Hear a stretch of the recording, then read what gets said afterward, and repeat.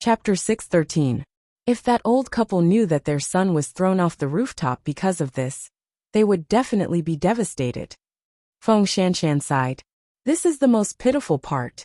But no matter what, the criminal is finally arrested, Mu Qiqi said with her arms crossed. How did you notice the guard? I also looked through their employee information, but I didn't see this person's photo, Mu Qiqi replied. Feng Shanshan gave Mu Qiqi a thumbs up. At the same time, she received a message from Tang Yan.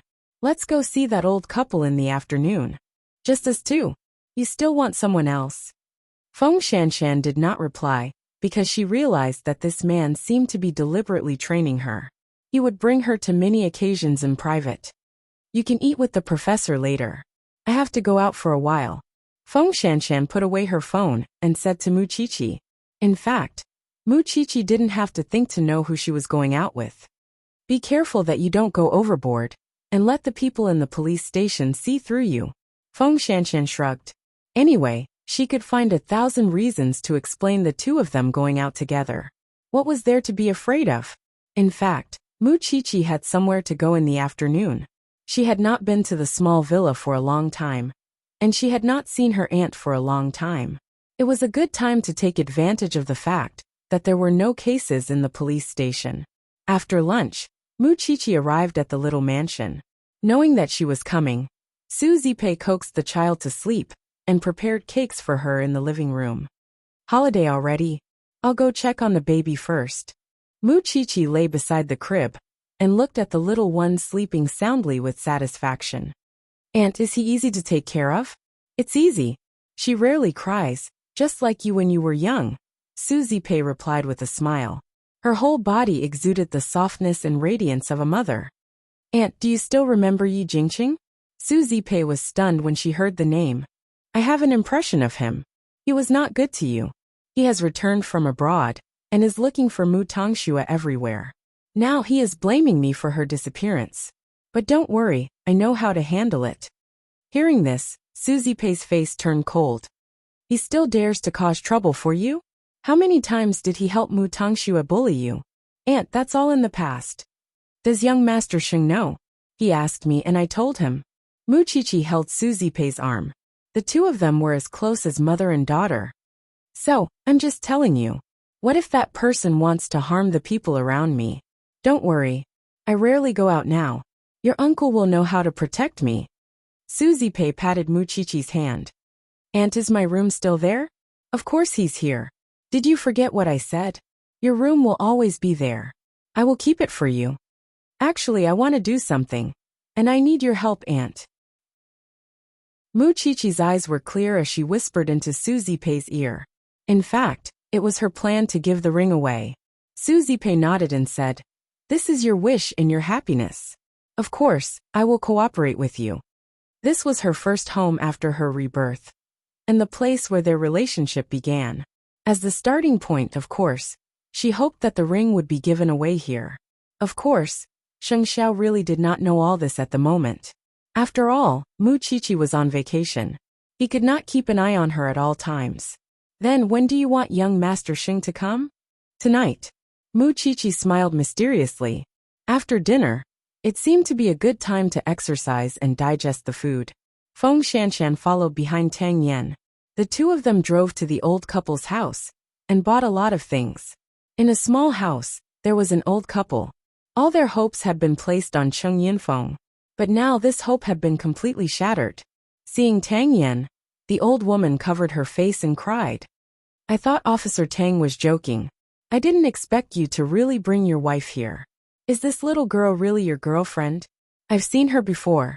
She's also a police officer. She's not a police officer. She's a forensic doctor. Tang Yan explained, and moved all the things he bought to the old couple's house. You've worked hard because of Yinfeng.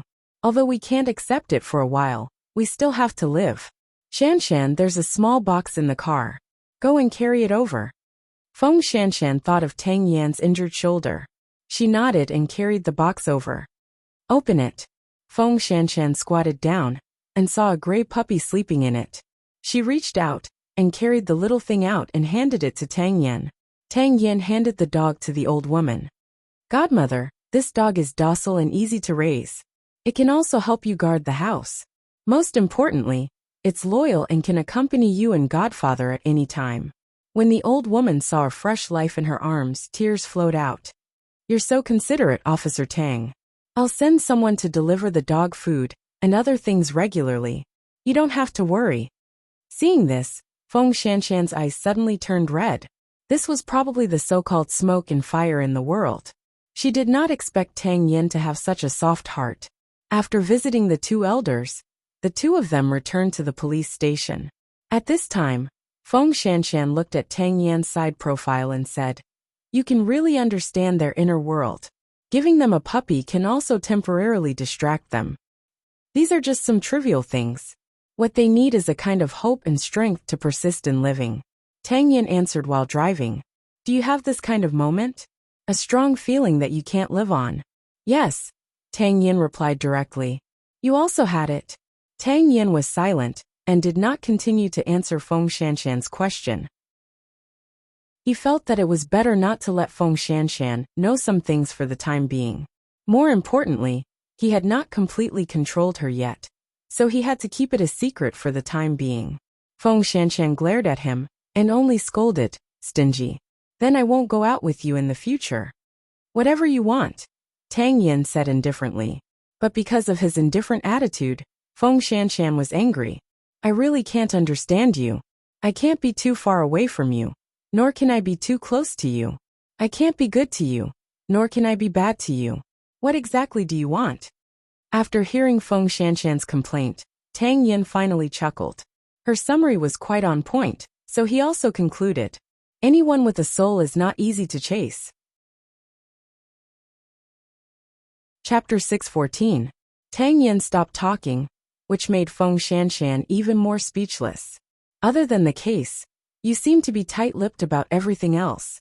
Don't you feel tired of doing things halfway and saying things halfway?" Chen Zhao asked. "I'm used to it." Well, Feng Shanshan felt as if she had punched cotton. It was weak and meaningless. "Tang Yin, whoever marries you will definitely die of exhaustion."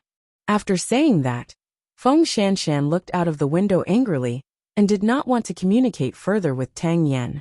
This person's mouth was really too difficult to pry open. He might as well suffocate to death. After returning to the police station, she was still angry. The professor could see it. "What are you angry about?" "Professor, has Captain Tang always disliked communicating with others?" The professor couldn't help but laugh. "Because of him? I think it's quite tiring to interact with him." You can't blame him. When he first left the police academy, he went undercover and stayed in a drug gang for a year. This kid has always been quiet. After he came back that year, he became even more quiet. He became very thoughtful and thought a lot. When he was undercover, he was forced to do a lot of things that he didn't want to do. Although he succeeded in eliminating the gang in the end, he became very depressed because of it. In the next few years, he was basically a workaholic. He never let anyone know what was on his mind. He was always alone. If you ask him to say what was on his mind like a normal man, he won't be able to say it. This person will carry the sky on his own even if it collapses. So, it's indeed a little tiring for a normal person to communicate with him. Because of this, his relationship is not smooth. He will either be betrayed or sold out. Didn't you say that he doesn't have a girlfriend? He doesn't have a girlfriend. His previous girlfriend has been with him for a few years, the professor replied. Did you misunderstand something when he first came? This person likes to pretend to be ignorant no matter where he goes. It's a habit that he developed when he was undercover. Maybe it's better for him to get along with you. If I accidentally said something and caused a misunderstanding, it must be to make him seem friendlier. Since you don't like him, it doesn't matter. It doesn't matter if you know. Feng Shanshan wouldn't tell the professor that she had always thought that with Tang Yan's EQ, he was still a pure man. How did his last girlfriend die? That kid was too busy, so he went out to find someone else to have an affair. He contracted an illness and died. The professor said casually, he was just like that. There was nothing he could do about it. After knowing about this, he used his own money to treat the girl's illness. After she passed away, he set up a tombstone and sometimes went to take a look. Feng Shanshan fell silent after hearing that. She felt that she was being very unreasonable. In Tang Yan's eyes, she was a delicate woman, wasn't she? That was why he could go to work the next day after being shot, and ignore his own pain. Thinking of this, Feng Shanshan felt that the pain she had suffered was not even worth mentioning. She had just been hurt by a man like that, and she wanted to die. She didn't believe in love anymore. Tang Yan, who had been betrayed, still had to grit his teeth and treat her. In his heart, what did he think about feelings? Feng Shanshan felt that she really couldn't get close to him anymore. This man was like a bottomless black hole. The more she explored, the more she couldn't find the answer, and the more she wanted to go deeper. In the evening, Sheng Xiao just got off work. He wanted to call Mu Qiqi to ask where she was, but he received a call from Su Zipei. Young Master Sheng, are you free? Something happened over here. Can I trouble you to come over for a bit? I can't tell, Qiqi. Okay, I'll be there in half an hour, Sheng Xiao replied. Thank you. Su Zipei rarely took the initiative to call him, unless it was about Mu Qiqi. This also proved that Su Zipei was really in trouble. That was why she took the initiative to ask him for help. So he gave Mu Qiqi a call. Where are you? In the team, Mu Qiqi replied casually. When are you going home? I'll ask Su Che to pick you up. It might be a little late. After 9 o'clock, Mu Qiqi replied. What's the matter? No, you can continue. Having said that, Sheng Xiao hung up and drove straight to the small villa. On the other side, Mu Qiqi hung up and looked at her aunt. He's coming. It's already dark, and it might snow later. You should remind him to come slowly. Su Zipei patted Mu Qiqi's cheek. Go get ready. This time, Sheng Xiao really did not expect that it was the little one's trick. He really thought that something really happened to Su Zipei. When he rushed to the small villa, he discovered that the garden outside the small villa was filled with little light bulbs that looked like stars. There was an open-top dining car parked in front of the villa, its hood filled with red roses and scented candles. It was a small paradise, and opposite the dining car hung Mu Qiqi's love letter. Sheng Xiao chuckled. He did not expect that the ceremony he had been longing for would come so soon. But Mu Qiqi was not there, and there was an arrow on the ground that pointed to the love letter. Sheng Xiao walked to it and took the letter, but he would never have imagined that Mu Qiqi had written the letter while fantasizing about confessing her love to him. Xiao, brother? Actually, I'd rather call you Xiao Xiao. However, I know that you probably don't fancy a little girl like me. You only brought me back to thank me for saving you. You definitely don't know how enchanting you are. I should have spent every day and night after my rebirth on dealing with Mu Tangxue, but I realized that I'm more attached to something I can't let go of, and that is to be by your side as much as possible. You definitely don't know that I like you in secret, do you? I want you to know, but I'm afraid that you would know. What should I do if you don't like me, or even hate me? I'm afraid that my aunt would know, and that she would think that I like my benefactor and bite the hand that feeds me. When I see you, I want to get close to you. I even dream of you, dream of being intimate with you. But you're so unpredictable and uncontrollable. Even if I work hard for 10,000 years, I still can't catch up to you, right? And yet, I yearn for your warmth so much. You don't have any other woman but me. Even if I'm just a 17-year-old girl, I'm special to you, aren't I? That's just wishful thinking. Because I like you. I like you so much that I want to shout it out loud. I really can't control myself. But I'm worried that you would hate me if you knew. If you don't hate me, then open the door to our home. If you do, just pretend that I'm having the most beautiful dream. Sheng Xiao's heart softened when he read the letter. He had exposed Mu Qiqi before, and never gave her a chance to write a letter. Chapter 6:15. Moreover, how could he hate the little one whom he had spent so much effort raising? That little one really wanted a spanking on the butt. Sheng Xiao folded the letter into a very small square, and kept it in the pocket of his windbreaker. He could keep the letter until he died. If his children and grandchildren were interested, they could take it out and study it in the future. After putting away the letter, Sheng Xiao turned his eyes to the closed door of the little mansion. When the little thing wanted to be romantic, she would do it one after another. She was very artistic and he liked this. Then he strode expectantly towards the little mansion. Behind the door was something he could not let go of for the rest of his life. Sheng Xiao reached out to push the door open, thinking that he would see his little one after opening it.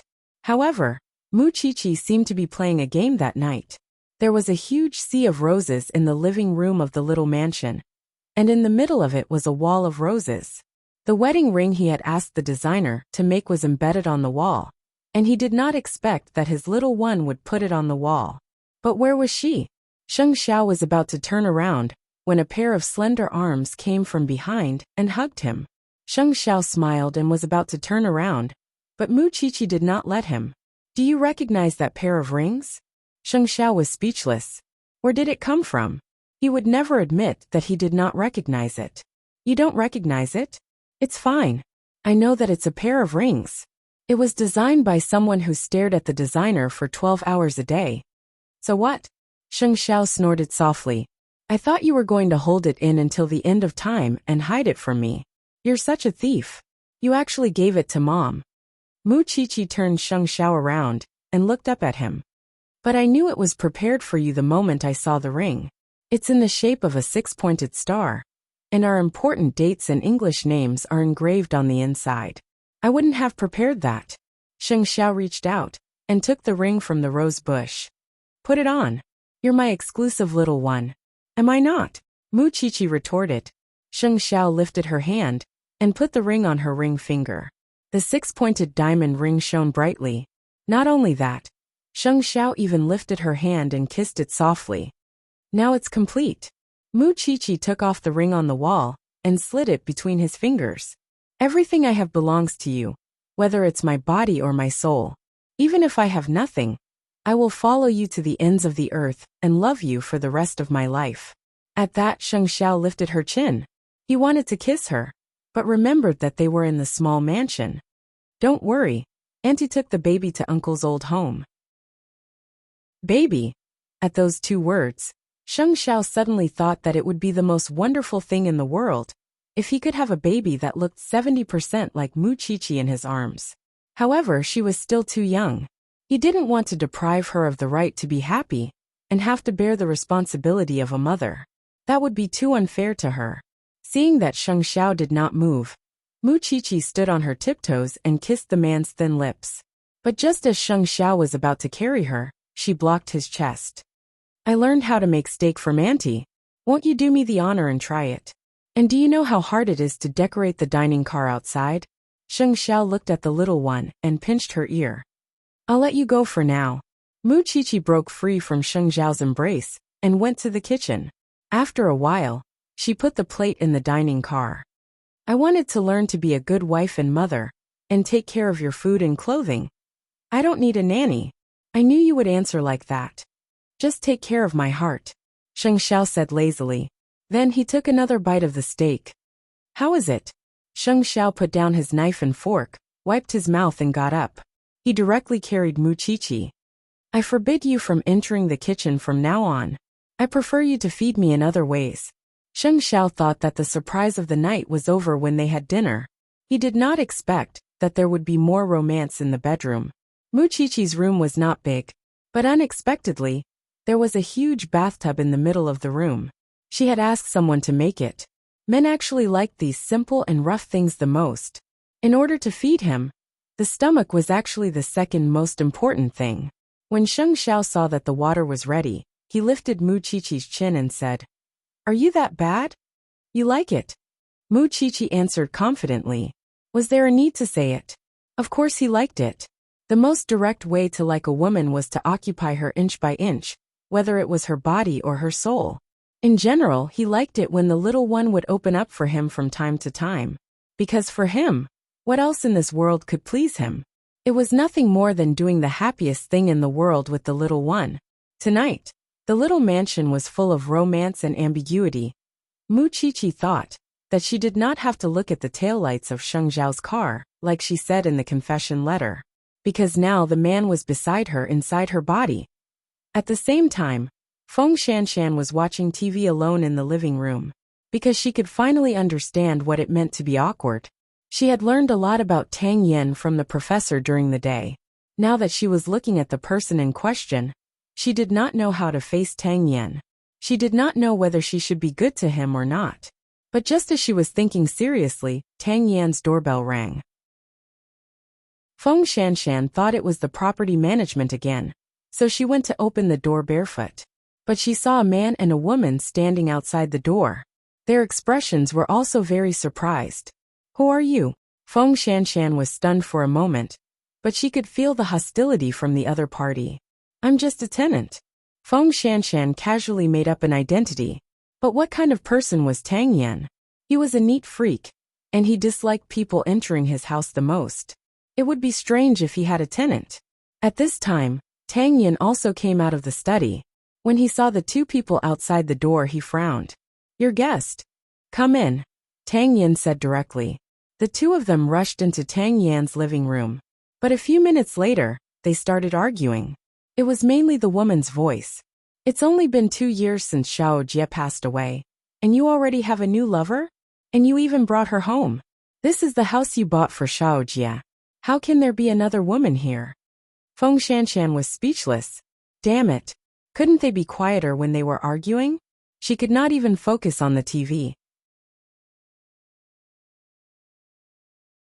Chapter 616. Last month, we lost some money in business. We wanted to ask for Xiao Jie's bank card back. Hasn't it been kept by you? Tang Yan looked up at his ex-girlfriend's brother and sister-in-law with a cold expression. "I don't have her bank card here." "Nonsense. When you bought this house, she said that she gave the card to you and asked you to be in charge of the renovation," Ren Jie's brother said. "I returned it to her. I didn't use a single cent of her money for everything here," Tang Yan replied. "Tang Yan, I didn't expect you to be such a person. Xiao Jie is already gone. Shouldn't you return what belongs to her to us? After all, we're her family." Feng Shanshan couldn't take it anymore. So she pushed the door open and entered the study. She said to the two of them, "I think you can try asking another man where your sister's money was spent." When the two of them heard this, their faces turned red. "Tang Yan, I didn't expect you to say such a thing. He didn't tell me. He never mentioned your sister at all." Feng Shanshan crossed her arms and looked like she was watching a show. "I don't know how you have the face to come here. Actually, this is good. Shouldn't your family pay for your sister's medical expenses? Tang Yan even paid for it. After all, you're her family." The two of them didn't expect Feng Shanshan to be so eloquent. They were speechless. "Tang Yan, is this how you humiliate Xiao Jie? I've really misjudged you. I'll help Tang Yan calculate the medical expenses later. I can round it off for you. This house is old, so it can be renovated." When the two of them heard Feng Shanshan's serious tone, they waved their hands and said, "Let's go ask elsewhere. We'll leave right away." Where was her attitude when she scolded them just now? Feng Shanshan looked at the two of them leaving mockingly. She was really disdainful. "Everyone says that I have a bad taste in people. You might as well give in," Feng Shanshan mocked. "I'll go back to live after I've finished renovating the house." Tang Yan was speechless. After saying that, Feng Shanshan was about to leave, but Tang Yan grabbed her arm. "I didn't use anyone's money to buy this house. And I didn't buy it for anyone. It's just that this is where I lived when I was young. That's all," Tang Yan explained. "That girl lived there before?" "Yes. Then I still have to move." Feng Shanshan struggled out of his grasp. "Tang Yan, you might be mistaken. The place where you lived when you were young might be next door." Feng Shanshan pointed at her house. However, Tang Yan looked at Feng Shanshan without saying a word. "Are you jealous? If I admit that I'm jealous, will you move? I live next door." Tang Yan's eyes lit up, but he did not say anything. Perhaps Feng Shanshan felt that this was indeed a little too much, so she said, "I can tolerate this being your study, but I won't allow you to live here. You eat and live in my house, and this is your studio. That doesn't count as you leaving your parents, does it? Move or not?" "Move," Tang Yan answered straightforwardly. Feng Shanshan was finally satisfied when she heard this word. She smiled. "I'll get someone to smash the walls of the 2 courtyards tomorrow." "So you admit that you're jealous?" Tang Yan was still struggling with this question. "Anyone would feel uncomfortable. If you think that I'm jealous, then so be it." Feng Shanshan replied proudly. But can you blacklist those two people from now on, and never ask about them again? Haven't you done enough? You even want to support their family? Do you think you're Sheng Xiao, who earns 100 million a day? No, I should say that even if Sheng Xiao earns 100 million a day, he won't do such a stupid thing. I'm not good at solving these things, Tang Yin said straightforwardly. Good my ass. Feng Shanshan cursed. When facing shameless people, it's the easiest to throw them out. Let's not talk about it anymore. I'm going to sleep. I still have to get a master to smash the walls tomorrow. Tear down your room and make it a big workshop. I can also do experiments in it. Why didn't I think of it earlier? Tang Yin watched Feng Shanshan walk out of the study and secretly curled his lips. This was the advantage of having someone to take care of him. Fortunately, Feng Shanshan was a little bad and refused to suffer losses. If it were someone else, he wouldn't care about Shangxin. Of course, if these two people met Muqiqi, they might end up worse. After all, Sheng Xiao was good at scheming behind people's backs. He could always make you die without knowing it. It was almost New Year's Eve. Many people in the circle had already received the news. They knew that Sheng Xiao would definitely be in the limelight this time. After all, he was a famous young entrepreneur. But as the news spread, it changed in the ears of some people. For example, Sheng Kai and Yi Jingqing. Sheng Kai hated Sheng Xiao, but Yi Jingqing hated Muqiqi even more. Sheng Kai could not do anything to Sheng Xiao for now, but Yi Jingqing might not. If Sheng Xiao attended the state banquet, it meant that his image must be absolutely positive and positive. However, Muqiqi was Sheng Xiao's wife. She poisoned her own sister. What right did she have to be in this glory? Moreover, if this matter was blown up before New Year's Eve, could Muqiqi and Sheng Xiao still attend the state banquet with a clear conscience? He really wanted to see it. Early in the morning, in the Banyan courtyard, they were discussing the issue of image.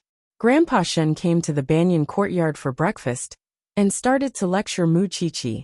Now that Sheng Xiao is a famous entrepreneur and he's going to the state banquet, you can't continue to be wild. You have to pay attention to your image and don't drag Sheng Xiao down. You are the granddaughter of the Shen family. You have to remember this. Grandpa, don't you know me? Usually, other than going to school, the police station, or accompanying Xiao Xiao to work in Zhongting, I don't even go to the bars that my peers like to go to. Muqiqi felt wronged. Well, Qiqi is really a good girl. Mama Shen quickly spoke up for her. I was thinking of having a reunion dinner with everyone on New Year's Eve. But since they are going to the state banquet, let's prepare it on the first day of the new year. I will discuss this matter with Huang Yu, Mama Sheng said with a smile. Muqiqi probably did not expect that she would be mired in a scandal after promising Grandpa Shen in the morning. Still, Muqiqi wasn't a pushover now. At 10 o'clock in the morning, the criminal investigation team received a report about a murder case in the slums. A girl in her 20s was burned into charcoal. Why did the slums come to us to report it? Where's the police in the district? The team members complained helplessly. It's the new year now. There are not many police officers. It's normal for them to be transferred here. Chapter 617. The police rushed to the burnt house immediately. The body was on the empty ground not far away. Captain Tang, the house was badly burned. After the fire was put out, we searched the house and found these things. The police passed the items they had found to Tang Yen, the student ID of the nursing school, and some other things that could prove her identity. But that was not the most important thing. According to the student ID, the girl's name was Mu Tongxue. Everyone was shocked when they saw it. Wasn't this Muqiqi's sister? Coincidentally, Feng Shanshan was smashing the wall at home today, and Muqiqi was preparing for the state banquet at home. So it was the senior from the forensics team who went out to the field. Can you confirm her identity? Tang Yin asked the forensic doctor. Based on the degree of burn, we can confirm that the victim is a female between the ages of 18 to 22. As for the rest, we can only tell you after the autopsy. Confirm if the victim is Muqiqi's sister as soon as possible, Tang Yin said. It was not easy to deceive him. After all, Yi Jingqing had just returned and was looking for Mu Tongxue. But now Mu Tongxue was dead here? He did not believe that there was no story behind it. As for what the secret was, he would only know after the investigation. If you want to confirm if this is Mu Qiqi's sister, call her back to the lab. I'll do a DNA comparison. Then we'll know, the forensic doctor said. Tang Yin nodded. Then he called Mu Qiqi. Do you have time? Go back to the police station. There's a case in the morning. It's related to you. Mu Qiqi's body stiffened when she heard Tang Yan's words. I'll be there right away. Mu Qiqi was trying on clothes at home. But when she received Tang Yan's call, she did not delay.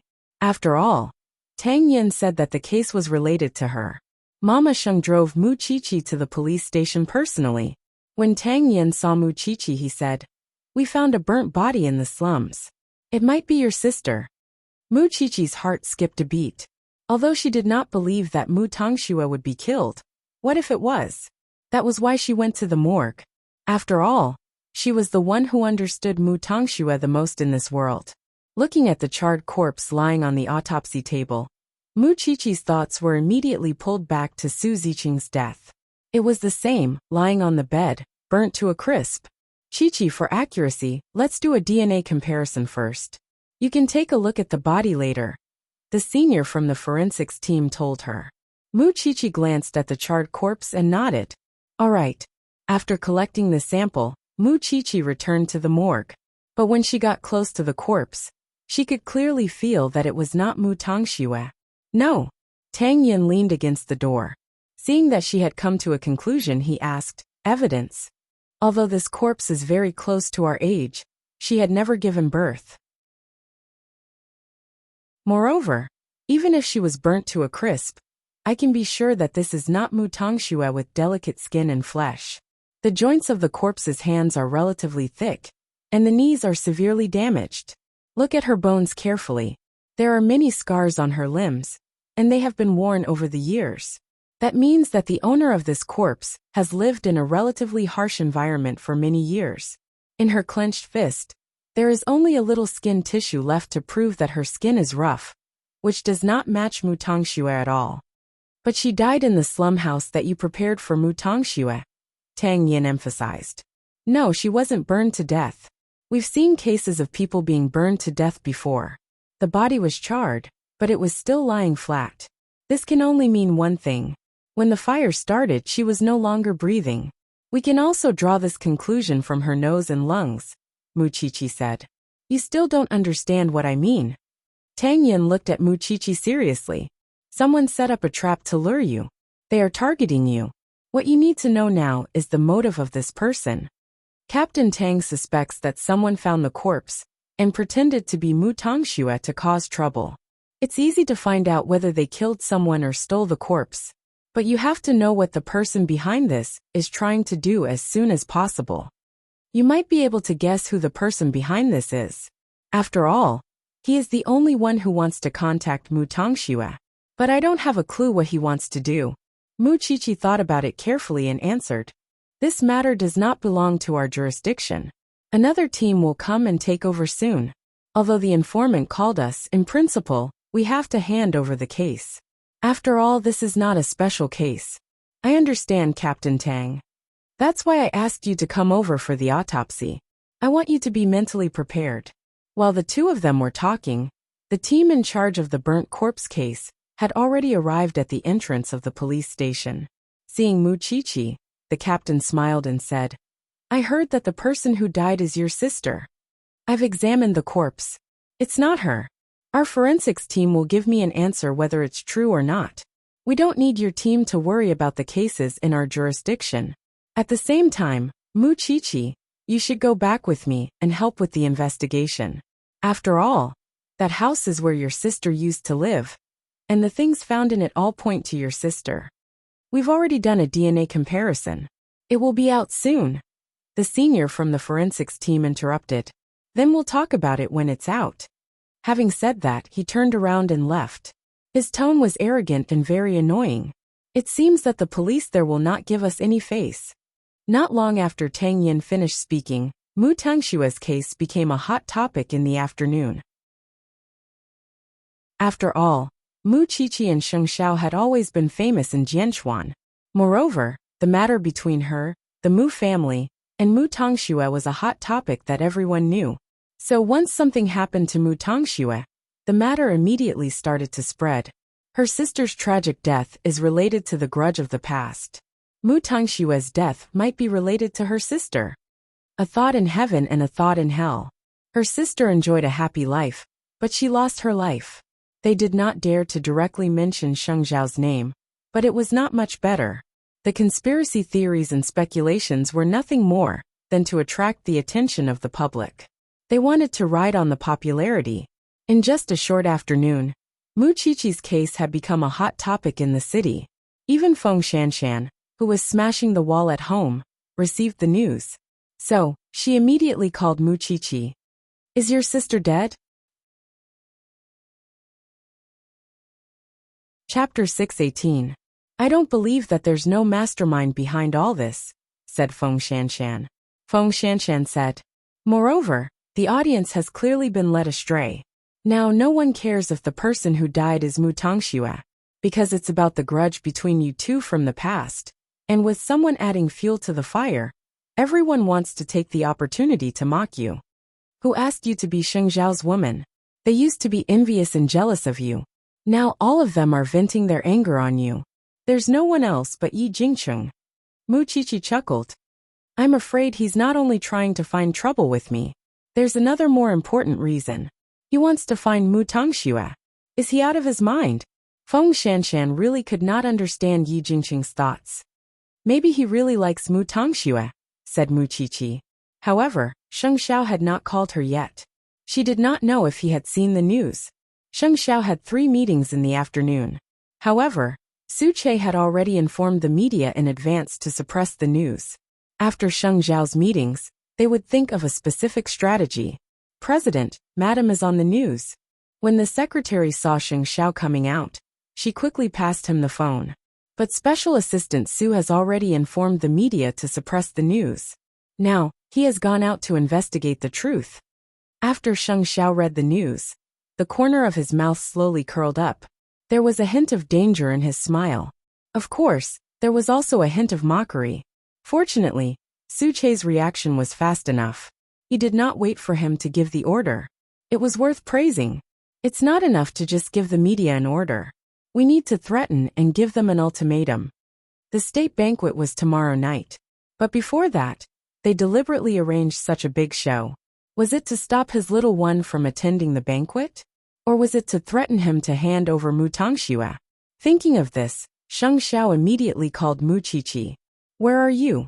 "In the police station," answered Mu Qiqi. "Have you seen the news? The body is not Mu Tongxue, right? You know?" Mu Qiqi exclaimed. Then, she realized something like this could not be hidden from Sheng Zhao's eyes. "Someone is deliberately trying to pull me out of the water. Xiao Grandpa called me just now. I think he's right. I won't accompany you to the state banquet tomorrow, because it's not good for me to show my face. If I agitate the netizens and harm Zhongting, I'll feel very bad. I haven't said anything yet. Stop making decisions, you stinky thing. I'll handle this," Sheng Xiao said to Mu Qiqi. "If you're involved, then it's very likely that you've been included in the scheme as well. Plotting against me." Sheng Zhao's tone was full of mockery. "It seems that someone is tired of living. Even if Yi Jingqing did it, he did it very discreetly. It would not be easy to find trouble with him. However, his move was vicious enough." Now that Zhongting was paying attention to a positive image, such a scandal was created because of Mu Qiqi. Should Sheng Xiao help her or not? Whatever the image, Sheng Zhao's decision to bring Mu Qiqi along had never changed, and would never change. Even when secretary he called him and advised him to be careful, he did not change his mind about bringing Mu Qiqi along. "Brother, think about it carefully. If you really want to bring sister-in-law to the state banquet, then you have to solve her scandal within a day. Otherwise, if she goes to the state banquet, won't it be a slap to everyone's face? You have to know that such an occasion is not an ordinary banquet." "I know. Don't worry. Under the pressure of Zhongting, it should not be difficult to make it disappear from the hot search list. The problem was how to deal with the mastermind behind this, Yi Jingcheng." That afternoon, The DNA comparison report was out. The victim was indeed not Mu Tongxue, but the matter was already out of control. This Yi Jingqing is really disgusting. Knowing that Mu Qiqi was in trouble, Feng Shanshan did not even break the wall, and went straight to the police station. At this time, Tang Yin said coldly, "You need evidence to speak and do things." Feng Shanshan ignored him and asked Mu Qiqi, "Anyway, have you thought of a solution?" I guess Yi Jingqing must have a bold plan in mind when he made such an arrangement. He thinks that by doing this, the public will misunderstand that the victim is Mu Tongxue. Then, we will hand over the real Mu Tongxue to clear the misunderstanding. He always thought that Mu Tongxue is in my hands. Mu Qiqi thought of this possibility, but if he really thinks so, he will lose. Because I really don't know where Mu Tongxue is. You have to pretend that you know even if you don't know. You have to trick that bastard to death. Mu Qiqi smiled. It seems that there is no other way. I can only choose the most direct way, which is to talk to the netizens, although I don't want to be famous at all. No, the victim is not Mu Tongxue. The police will clear this up sooner or later. Why do you need to talk to them? That's because Yi Jingqing knows that tomorrow is an important day. I have to be innocent. Mu Qiqi smiled helplessly. What day is it? The state banquet. Hearing this, Feng Shanshan suddenly realized something. That bastard is really good at calculating. Mu Qiqi did not say anything else. She only greeted the people at the police station and left. Sheng Zhao's car was waiting outside. Mu Qiqi was afraid that there would be reporters waiting outside, so she quickly went to open the door. Sheng Zhao smiled when he saw her. "What are you afraid of?" "I'm afraid of trouble," said Mu Qiqi. "I'm even more afraid of causing trouble for you. You don't have to worry about anything. You just need to attend the banquet with me in your best state tomorrow." Sheng Zhao hugged Mu Qiqi's waist comfortingly. "I've arranged an interview for you tomorrow morning. By then, you just need to do what you're best at. Leave Yi Jingqing to me." "Does he want to know where Mu Tongxue is?" "He will never get it in this life," said Sheng Zhao, holding Mu Qiqi's head tightly. "Will it really not affect your image? Will it make you lose face at the state banquet? The company has a public relations team. Do you think my team is on the same level as Huang Yao? This team is dug out from the entertainment industry." Sheng Zhao's tone was relaxed and extremely confident. "They know better than you what the bloodthirsty netizens like. As for the other scores, we'll settle them after the state banquet." Mu Qiqi looked up at her man's eyes and nodded. "Don't worry. I'll cooperate with you tomorrow. If secretary he really thinks that I'm not suitable to appear at the state banquet, I'll listen to your arrangement. Although I trust you, I won't be disappointed if I can't go. At most, I'll cheer for you on TV. You're quite open-minded." Sheng Zhao did not say anything else. He did not need Mu Qiqi to know some things. Yi Jingqing thought too highly of himself. Did he think that he could play with him just because he knew how to act? He was really daydreaming. Chapter 619. In fact, Yi Jingqing had found the best team of blackmailers in the entertainment industry. Even if the news was suppressed, it would come back again with another trending topic. His purpose was clear. He wanted to make Mu Qiqi suffer. He knew that after the body was found to be not Mu Tongxue's, this matter would be cleared up. It would not be a threat to Sheng Zhao to hand over Mu Tongxue.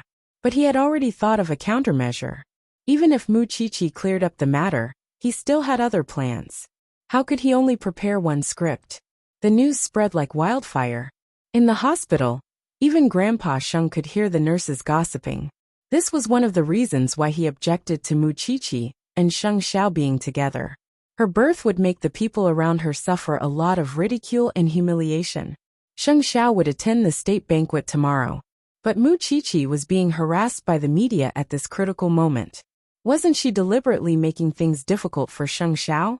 Grandpa Sheng's face darkened the whole night. But when he thought about it carefully, with Sheng Zhao's ability, he always got through it safely. It was not his place to worry about it.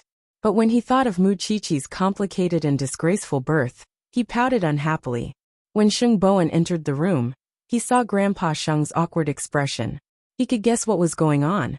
So he smiled. "I came from Huang Yao to see you. I've been busy for the whole day. Don't you feel sorry for me? As long as Muqiqi's birth is not solved, Sheng Xiao will be criticized. Their mouths belong to them. We can't control what they say. But if it gets out of hand, it will be ugly. Most importantly, this matter can be used by people with ulterior motives at any time. Grandpa Sheng was a little helpless. I don't want that girl to be separated from Sheng Xiao. I just think that if she can solve this problem, she will not be a burden to Sheng Xiao. Grandpa Sheng used the word burden, but he knew very well that even if it was not Muqiqi, no one would choose their birth. I can't say anything about sister-in-law and her twin sister. After all, I don't know what happened between them, but I believe in sister-in-law and Sheng Xiao's judgment. Grandpa Sheng thought for a while and finally waved his hand. I'll see how Sheng Xiao attends the state banquet tomorrow. For Sheng Xiao, if he did not show up at the state banquet with Xiao Qi'er tomorrow, he would have no one to share his joy with. So no matter how others tried to stop him, he would definitely bring the little thing along with him. Still, that did not stop her imagination from running wild. She was afraid that she would embarrass Sheng Xiao, afraid that her birth would become a laughing stock for him, which was why she was extremely nervous even in her dreams. This has nothing to do with Xiao Xiao. It has nothing to do with Xiao Xiao. Don't talk nonsense. My mommy is not a bitch. Sheng Xiao was woken up by her. He propped himself up and looked at Muqiqi, who was sweating profusely while having a nightmare. Then he gently caressed her head. When she relaxed, he lifted the blanket, put on a black robe, and went to the study. It was only 3 a.m. He had never thought that going to the state banquet would bring so much pressure to Xiao Qi'er, but it was precisely because of that he would bring her to the banquet regardless of the consequences. Because he wanted to tell others that he did not mind them talking about Qi'er's family background. On the other hand, Yi Jingqing was really tired of living. Did he want to look for Mutang Xue? It was not that he could not, but he might have to suffer a lot. So at 3 a.m, Sheng Xiao called Su Che. I have some voice recordings here. Help me find a few voice actors who are good at imitating. I want the results before dawn tomorrow. Receiving the task in the middle of the night, Su Che could only get up from his bed. He knew that Sheng Xiao was suppressing the fire in his heart under Yi Jingqing's provocation. If it were in the past, he would have hung Yi Jingqing on the mountain and exposed him to the sun. But after half a year of settling down, he had matured a lot. He would never leave any traces behind, because he would not give his enemies any chance to attack him. The next day, Zhongting arranged an interview at 10 a.m. So, Muqiqi went to the police station to report first. The corpse was stolen, and the fire was set on purpose. This case is specially made for you. Feng Shanshan pointed at the corpse and said to Muqiqi, Tang Yan has brought people to verify the origin of the corpse early in the morning.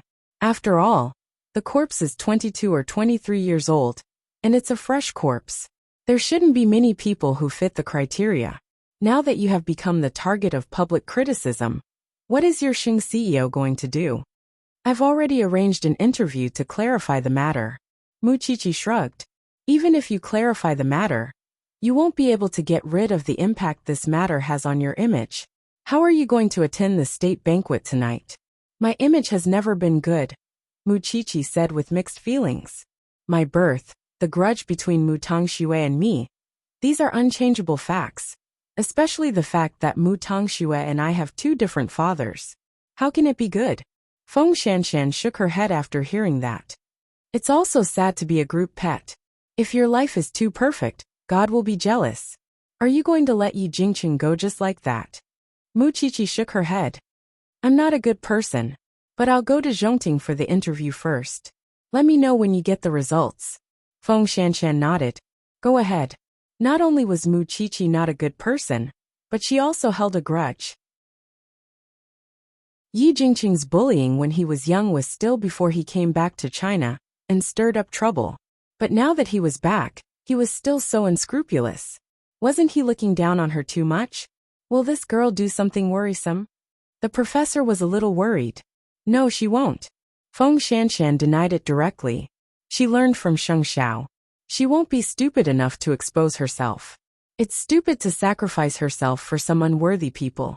But this is a personal grudge. Let's see how she deals with it. It's a good state banquet. How embarrassing. The person behind this is too wicked. Feng Shanshan did not say anything.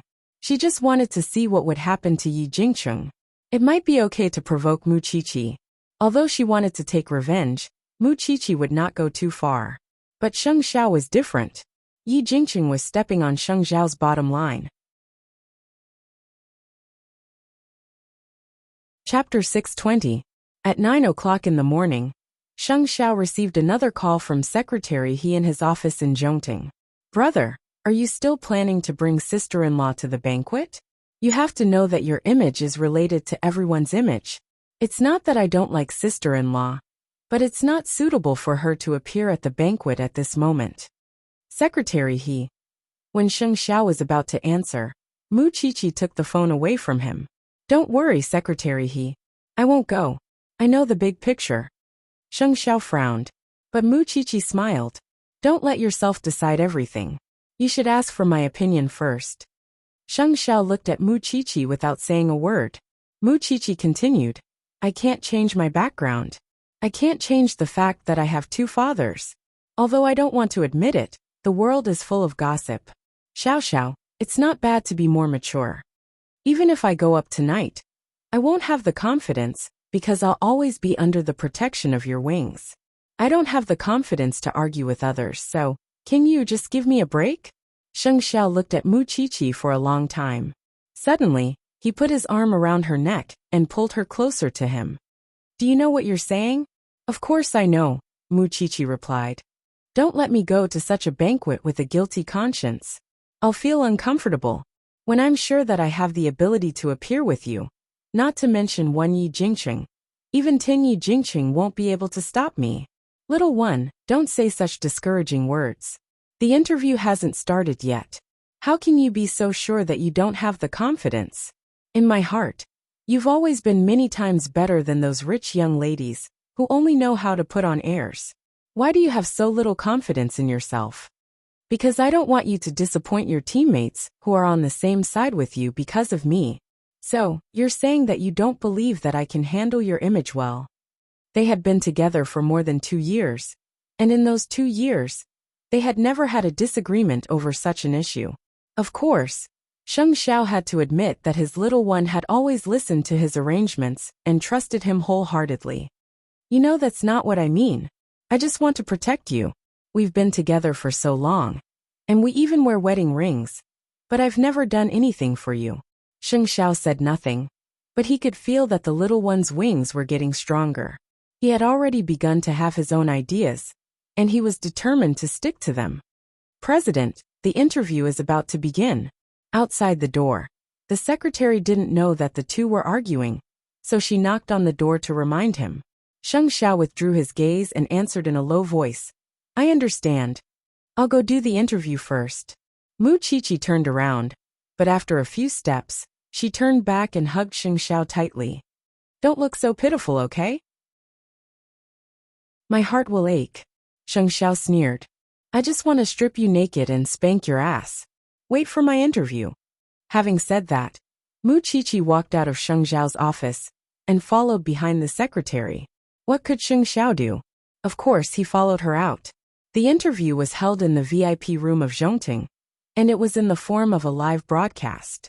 There were live broadcast platforms everywhere now, so that the information could directly satisfy the psychological needs of the audience. Mu Qiqi simply touched up her makeup and sat down in front of the camera. The person interviewing her was Feng Lan, the columnist of the best news media in the country. She was very easygoing, and it was obvious that she was very cultured. Miss Mu, you can start now. Just make an okay gesture. It's a live broadcast today, so you don't have to be nervous. Just answer the questions truthfully.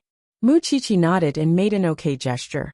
Feng Lan quickly got into the mood, faced the camera, and said her opening remarks. This is Real Person Chronicle. Welcome to our live interview. I'm Feng Lan. Since yesterday there's a person. She's not a media figure, but she's at the top of the hot search list. She's not an entertainment star either, but she's a hot topic. Today, we're interviewing the person involved in this matter, Miss Mu Qiqi. Mu Chichi looked at the camera and greeted the audience. Then, the questions we're going to ask today are relatively sharp. If you encounter any questions that you don't want to answer, you can just say it. Mu Chichi nodded. First of all, we want to know, is the body found yesterday morning your sister? No. Mu Chichi replied immediately. It's confirmed that it's not. I'm sorry, but it's not convenient for me to reveal the details. I understand. After all, it's related to the case. Then, let's talk about the story of you and your sister. I believe you've seen the topics outside, haven't you? Mu Chichi thought about it and nodded again. Yes, it's hard not to see. What do you think about the topic of you enjoying life while your sister is suffering? I don't really see it. I just don't understand. Did the netizens lose their memories? First of all, my sister killed my grandmother and framed me for it. She stole my college entrance examination results and indirectly killed our mother. Why shouldn't she suffer? Should she still be enjoying life? Mu Chichi answered naturally. Then, I want to ask a sharper question. What do you think about the fact that you and your sister have two fathers? Mu Chichi looked at the reporter. She really knew how to ask the most explosive questions. To be honest, I've thought about running away, because I know that this matter might bring ridicule and hurt to the people around me. But it's not something I can choose. What can I think about it? In this world, the last thing a person can choose is their family background. I've told myself that I have a good family, a husband who loves me, and friends who support me. My life is very complete, so I don't need to care about these malicious mockery. However, when it's set out in the open, I can't just ignore it. But what did I do wrong? Are you afraid? Fong Lan asked again seriously. Afraid? Mu Chichi was stunned for a few seconds. Then she said, the body is not my sister's, but the news has spread to every household. It's as if I've become a murderer overnight. Are you asking me if I'm afraid? I'm not afraid. Why should I be afraid? If I'm afraid, won't the person who wants to destroy me get what he wants?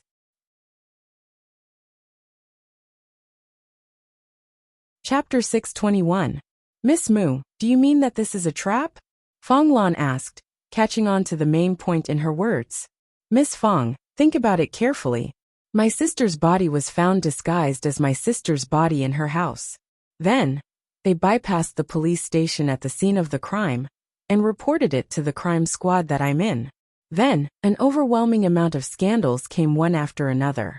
Doesn't this seem like a meticulous plan?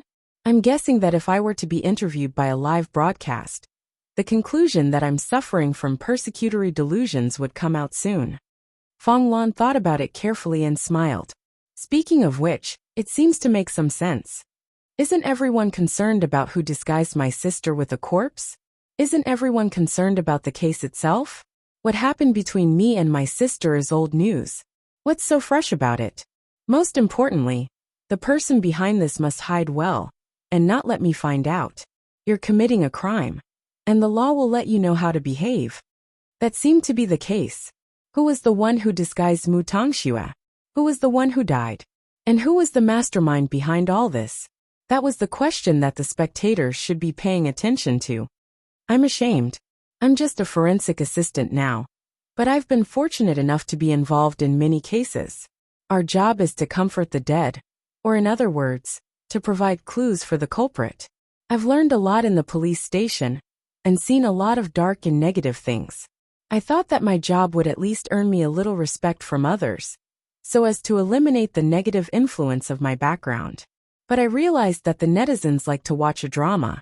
It has nothing to do with a person's identity or profession, and they don't care what you've done behind the scenes. Are you disappointed? Fong Lan asked in return. A little. I still hope that there's more sunlight out there. Then do you regret choosing to be a forensic doctor? In the last case, an old couple in their 60s lost their only son. What's important is that their child was a hardworking young man who lost his precious life because of a very daily conflict. When we saw the old couple, it was very sad. At that time, it was the only thing we could do for them when we thought of our own identities and gave them an explanation.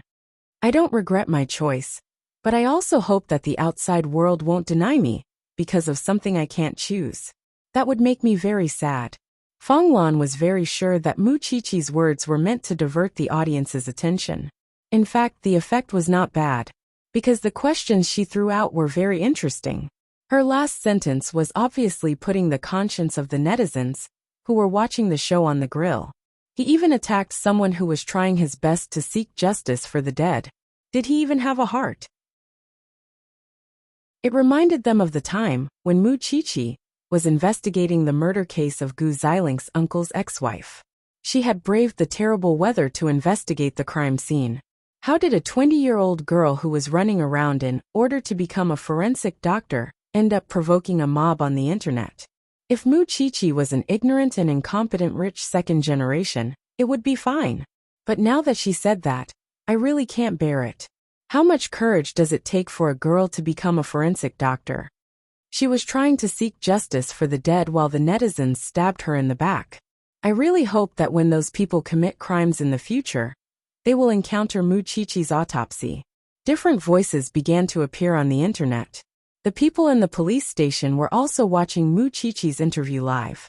After listening to Mu Qiqi's words, Feng Shanshan could not help but say to the professor, "Captain Tang, we'll be very busy from now on. The chief will definitely give him a deadline to solve the case."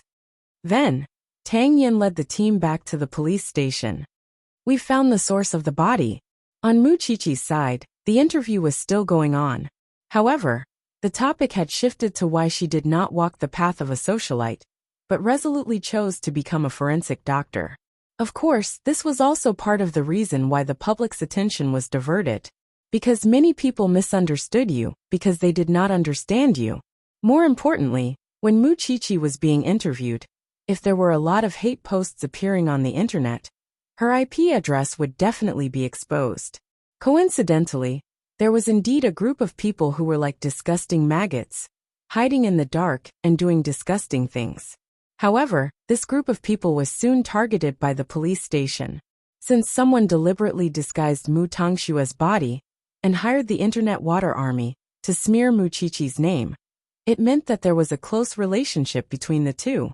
If they could find this group of haters, they might be able to find the person who stole the body. At the end of Mu Qiqi's interview, the public's opinion had changed. If someone dared to smear the people's forensic doctor again, he would not be a human, but a piece of trash. After Yi Jingqing saw Mu Qiqi's interview, he smashed his computer. What selfless forensic doctor? She was just a B***TCH who poisoned her sister. However, when he wanted to contact the Black Gang, the police had already located them. At the same time, an unfamiliar number was dialed in his phone. Yi Jingqing looked at the blinking number and had a hunch. So he quickly picked up the call. "Brother Jingqing, save me." When Yi Jingqing heard the voice, he immediately stood up from the sofa.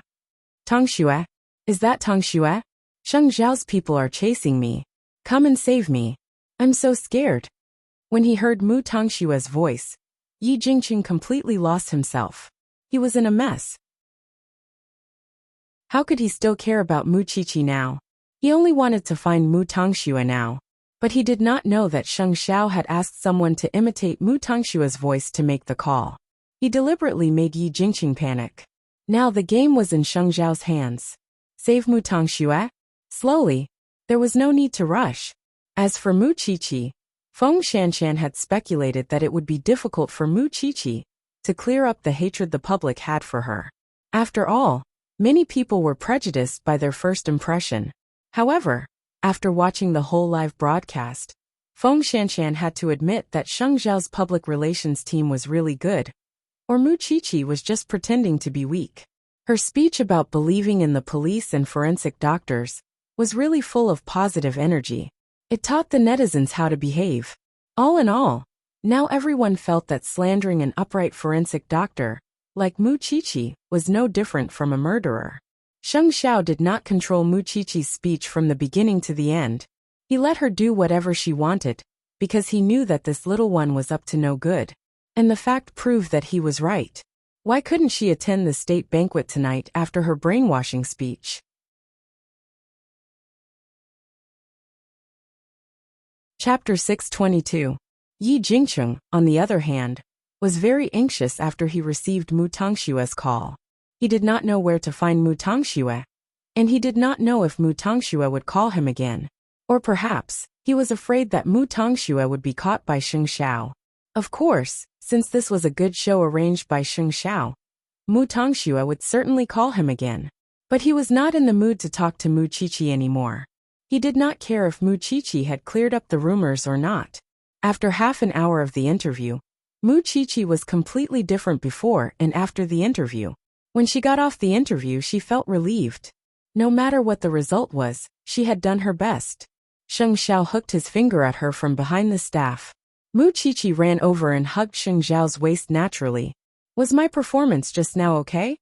Show her the comments on the internet. Sheng Xiao turned and ordered his secretary. The secretary nodded with a smile and passed the phone to her. Madam, it was a success.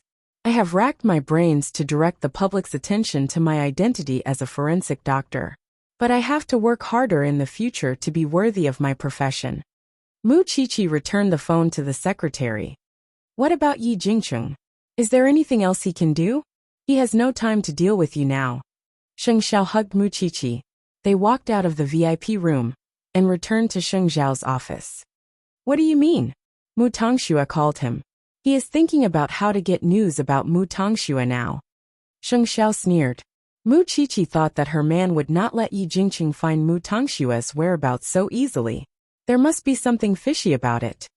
Aren't you curious? Did Mu Tongxue really appear? She must be fake. Mu Qiqi patted her chest confidently. I know my man very well. He will not let Yi Jingcheng get away with it so easily.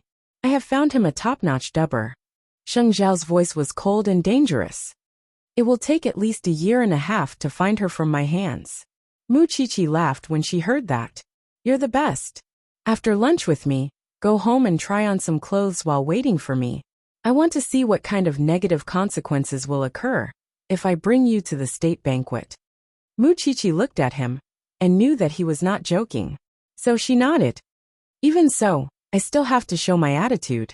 If I'm not suitable to appear in the state banquet, I won't go. You're just trying to undermine me. Sheng Xiao did not say anything else. He only scolded her affectionately. Mu Qiqi laughed, but soon received a call from Feng Shanshan. The source of the corpse has been found. The people who framed you are also at the police station. Aren't you coming back at such an exciting moment? Mu Qiqi glanced at him and asked for his permission. I know the state banquet starts at 7. I'll be home before 3. Is my opinion important?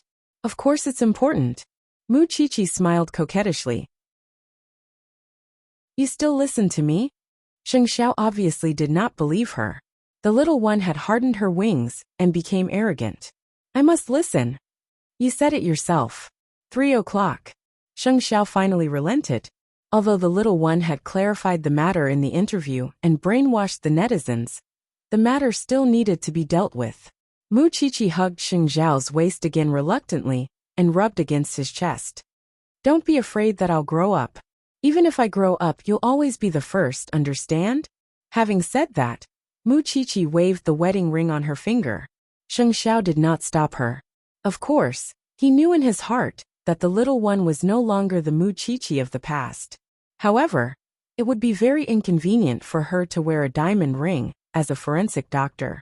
Thinking of that, Sheng Xiao made a mental note to make a special necklace for the little one. After Mu Qiqi left Zhongteng, she went straight to the police station.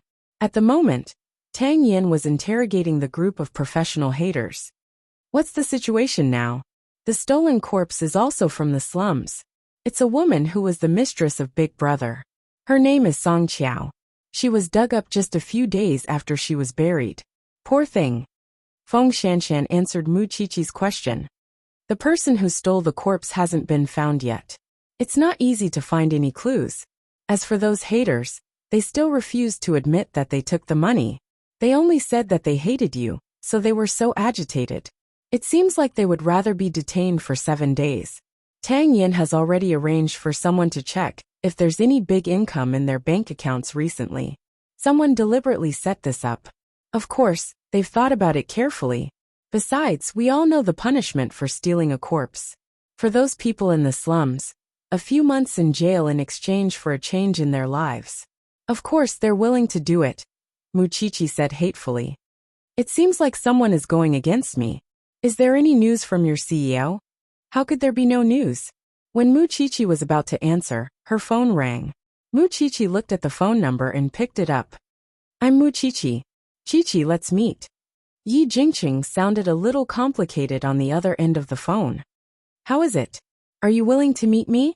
Thinking of this, Muchichi was too lazy to think about how Yi Jingqing got her number. She said, You don't have to go anywhere. I'll go to Yi Mansion to look for you. Then I'll wait for you. Are you crazy? Are you going to meet Yi Jingqing alone? Muchichi looked at Feng Shanshan and couldn't help but laugh. Who said I'm alone? Don't I still have you and Captain Tang? Feng Shanshan said. Why do you think I'll go? Because you're worried about me. Muchichi exposed her. When Captain Tang's interrogation is over, I'll go and tell him. Feng Shanshan didn't say anything. As for whether Tang Yen was willing or not, it would depend on his answer. However, Feng Shanshan didn't expect that Tang Yen would agree immediately. When are we leaving? It won't take up much of Captain Tang's time. We'll leave now, said Muchichi. Feng Shanshan didn't know what Tang Yen was thinking, but she seemed to be able to guess what was going on in his mind. He was definitely not just accompanying Muchichi to meet someone. And why did Muchichi need Tang Yen? It was not only because of his skills, but also because of his meticulous mind.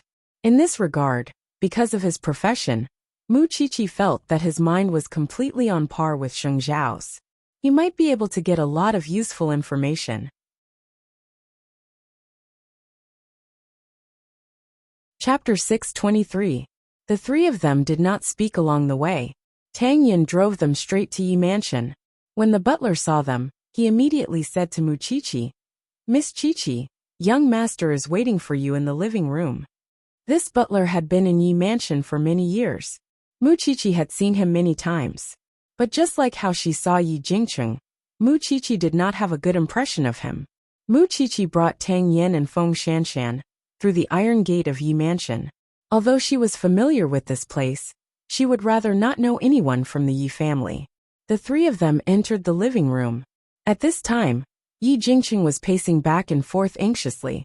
When he saw Muchichi, he seemed to see hope. He went forward and grabbed Muchichi's arm.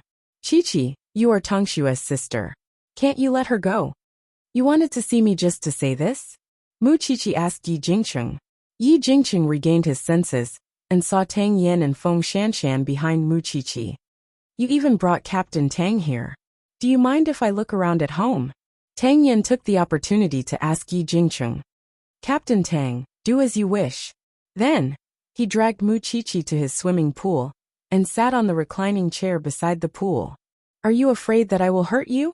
Even if you don't want to hurt me, you have already made a big fuss. Of course I will guard against you, said Muchichi. It was in this swimming pool, in this position, that he and Mu Tangxue had pressed her under the water and did not treat her as a human being. And today it was in this swimming pool again. Chichi, tell me where Tangxue is. As long as you tell me the news, I swear that I will never go against you or frame you again. Yi Jingqing raised his hand and promised.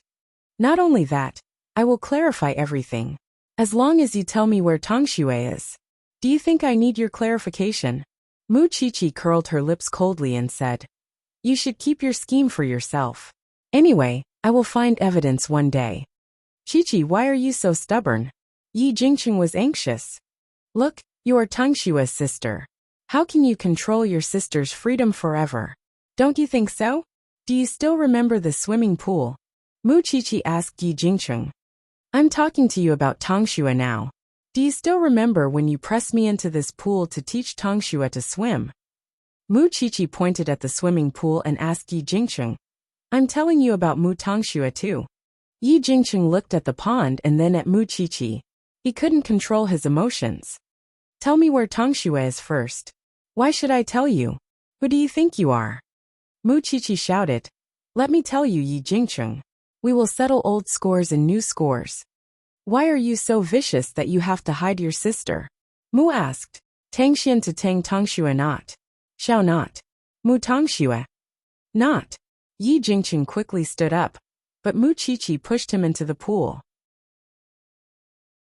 Then Mu Chichi squatted beside the pool and said, "You want to know where Mu Tongxue is? In your next life. You can hurt me all you want. But Yi Jingcheng, let me tell you. The more you do this, the more I won't let you see Mu Tongxue. Kill me if you dare. Of course, you will never see Mu Tongxue again. I'll take this as revenge for you pressing me into the water when we were young. However, I still remember how you hired people to slander me. I'll let you taste the price you have to pay for hurting me. Since you know I'm vicious, don't provoke me to do something more vicious. Otherwise, Mu Tongxue will suffer 100 times more for me. Do you think you can still do whatever you want to me like before?" Mu Chichi looked at Yi Jingqing in the water. Her eyes were sharp and firm. The person in front of her was no longer the little girl who was always bullied. "Try touching a single hair of mine again." Yi Jingqing was shivering in the water, but somehow he forgot how to speak under Mu Chichi's threat. Then, the butler came to the pool and said to Yi Jingqing, "Young master, I'll pull you up. You wanted to see me, so I'm here. If there's nothing else, I'm leaving. After all, I have to attend the state banquet tonight. This is a height that your little lover, Mu Tongxue, can never reach in her life." Yi Jingqing walked toward the pool slowly. Then with the butler's help he returned to the shore. "Young master, I'll get you a towel. Mu Chichi, if Tongxue is hurt, you will never live a peaceful day in this life." "That depends on your ability," Mu Chichi said meaningfully and turned around. Tang Yan and Feng Shanshan were behind her. "Are you done talking?" "Yes," Mu Chichi answered as she walked. "It's almost 3 o'clock. I have to go home to prepare for the state banquet tonight. After all, I can't disappoint them. Oh, Captain Tang, I suddenly remembered something. When I came to Yi Mansion when I was young, I saw an interesting scene. But let's talk about it when we get back to the police station." "What are you keeping us in suspense again?" Feng Shanshan asked her softly. "When I was young, I accidentally overheard Papa Mu and Uncle Ye's conversation. I think Yi Holdings might be involved in tax evasion. Are you making it up to take revenge on Yi Jingcheng?" "I just remembered it. Let's report it and see if we can find anything." Mu Chichi sounded very serious. "Moreover, I seriously suspect that Yi Jingqing is crazy. He's really stubborn about your sister. He's completely unreasonable." Feng Shanshan sighed. "If you really offend such a person, you'll be in big trouble. You can't get rid of him even if you want to." "Then I won't get rid of him," said Mu Chichi.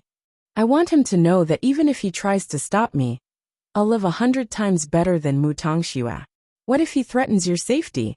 Mu Chichi suddenly remembered what Yi Jingqing said. Mu Tongxue was so kind. Kind. Now, I really hope that I can find Mu Tongxue and destroy Yi Jingqing's fantasy. What Yi Jingqing liked was Mu Tongxue's innocent look. In his heart, she was like a porcelain doll that would break with a touch. So he tried his best to protect Mu Tongxue. He thought that Mu Chichi was vicious and threatened Mu Tongxue's safety. However, he was completely wrong. Yi Jingqing couldn't forget their childhood together. But he had never lived with Mu Tongxue. Mu Chichi was sure that if Yi Jingqing got what he wanted, he would know how blind he was in the past. Chapter 624. Yi Jingqing changed his clothes and walked out of the bedroom. Then, he received a call from Mu Tongxue. "Jingqing, can you come and save me? I'm trapped in the mountains. I don't dare to run around now. Jingqing, come and save me." "Tongxue, I'll call the police now. Tell me where you are. Tell me now." The signal on Mu Tongxue's side was intermittent, but she insisted on telling him an address.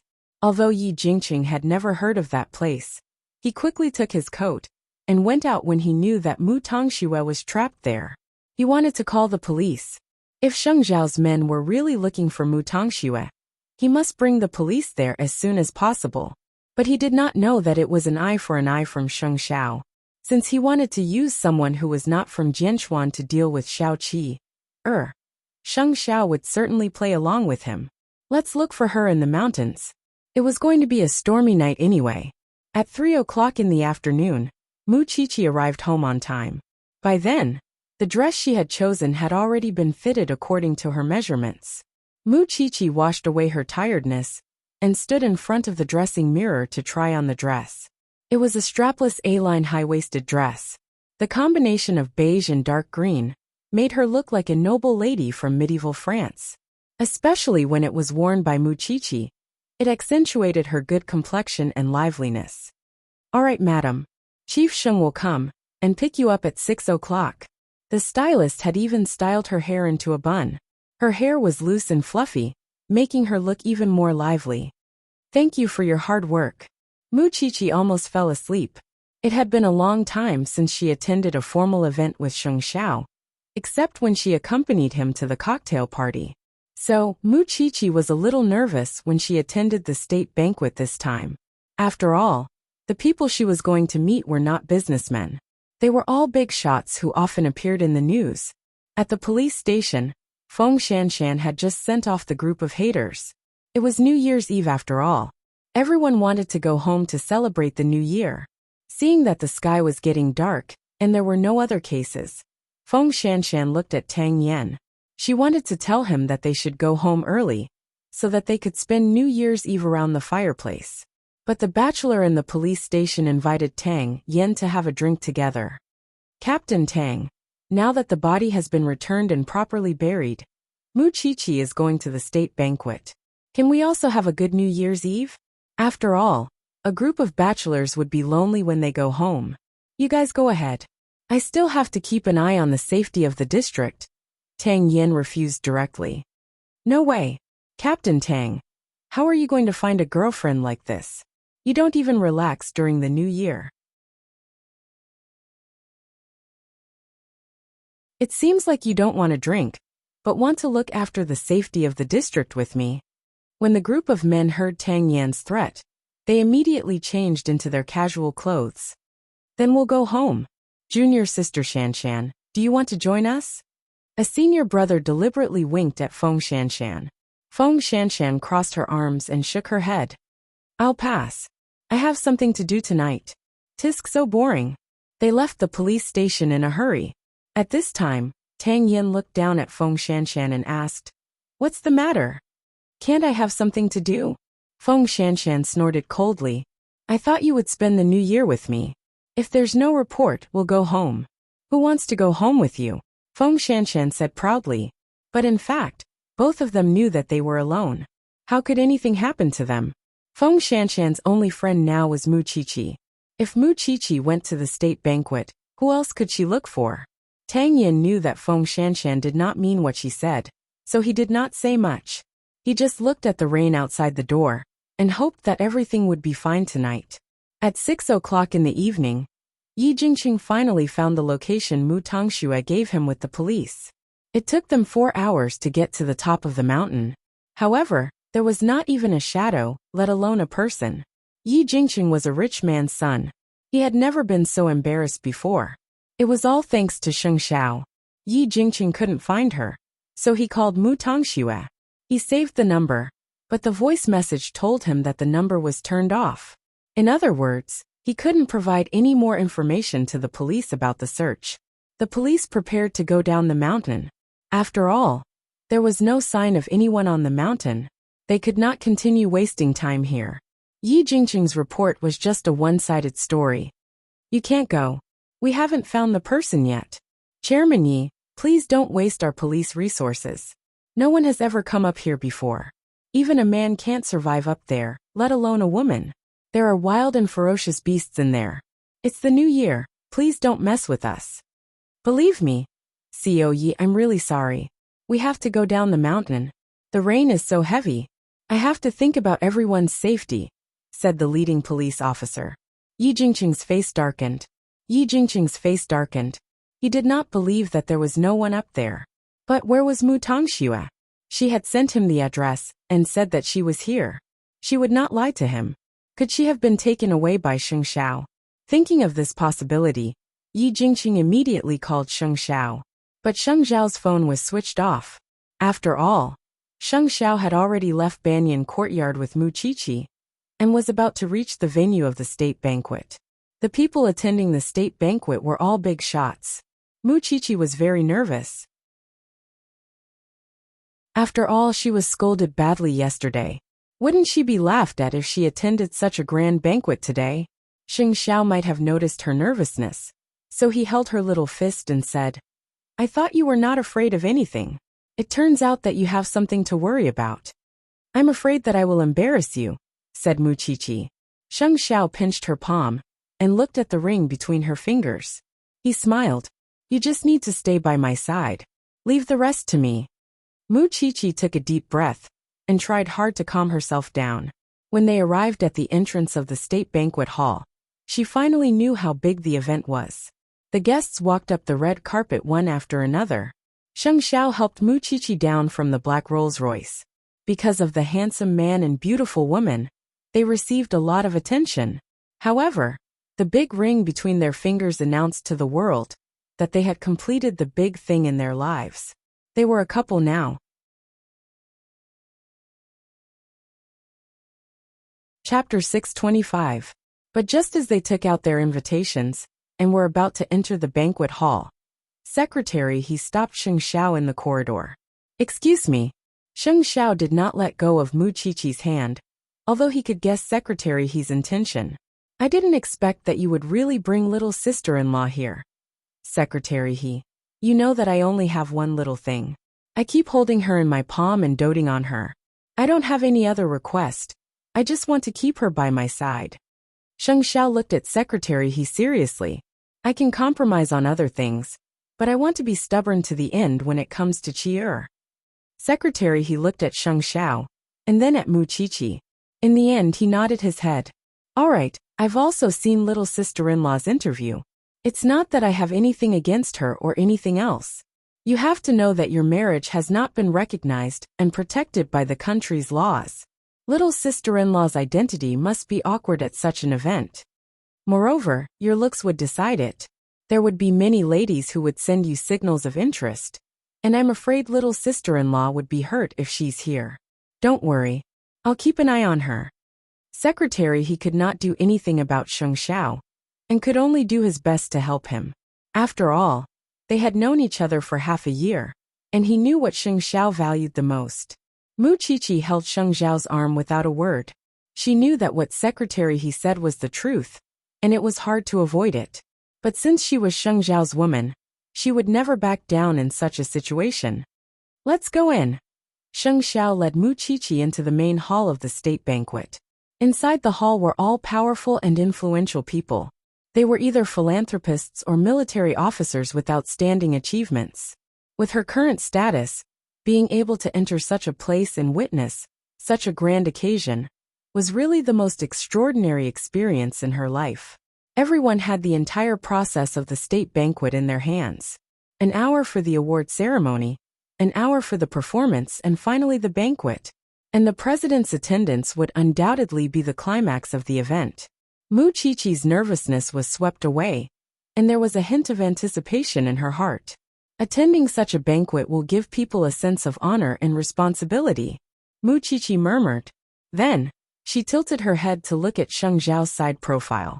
Under the soft light, his handsome face looked even more dignified. Especially today, he was wearing a dark green suit. His fashion sense and nobility made him stand out among the crowd, making people unable to take their eyes off him. It was precisely because he was eye-catching that he attracted the attention of countless women at the scene. It was just that he already had Muqiqi by his side. This naturally aroused the jealousy of other women. "Isn't that the female lead who's been on the news for the past 2 days? The one who poisoned my sister? That's her. This young lady is a regular on the news headlines. Maybe she has a rebellious personality. With such a background, he dares to appear in such an occasion. Does he really not know his place?" The sound of ridicule lingered in his ears. Still, Muqiqi pretended not to hear anything, and did not let Sheng Xiao notice the scheming thoughts between the women. Both of them followed the flow from the banquet hall to the award hall, where the elites of different social classes would be given their awards. Sheng Xiao was one of them, but did she think that Sheng Xiao did not hear it? He could not speak for his little one now, but there would be a great opportunity later. Soon, both of them sat on the chairs below the stage. But the granddaughter of one of the generals was sitting next to Sheng Xiao.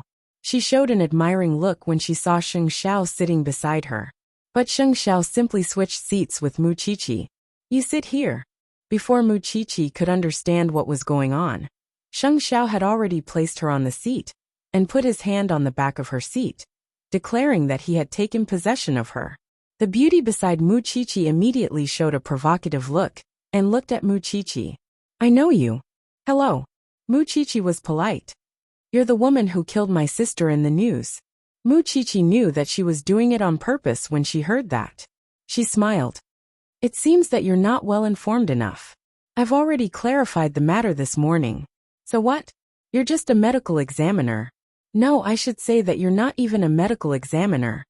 Perhaps I'm worthless in this lady's eyes, but I'm worth $1,000 in my husband's eyes. Am I right, Xiao? Mu Qiqi turned around with a smile, retorting as she asked Sheng Xiao. Sheng Xiao held Mu Qiqi's head and stroked it. His meaning was clear. She did not have to bother with irrelevant people, and there was no need to explain deliberately. The beauty was furious at that. It was not easy to see a man with a bright future and outstanding looks, but he was going to lose to an inconspicuous girl. It was really unsettling, but because of her identity, she would not continue to trouble Mu Qiqi. Mu Qiqi leaned against Sheng Xiao's arm, enjoying his protection.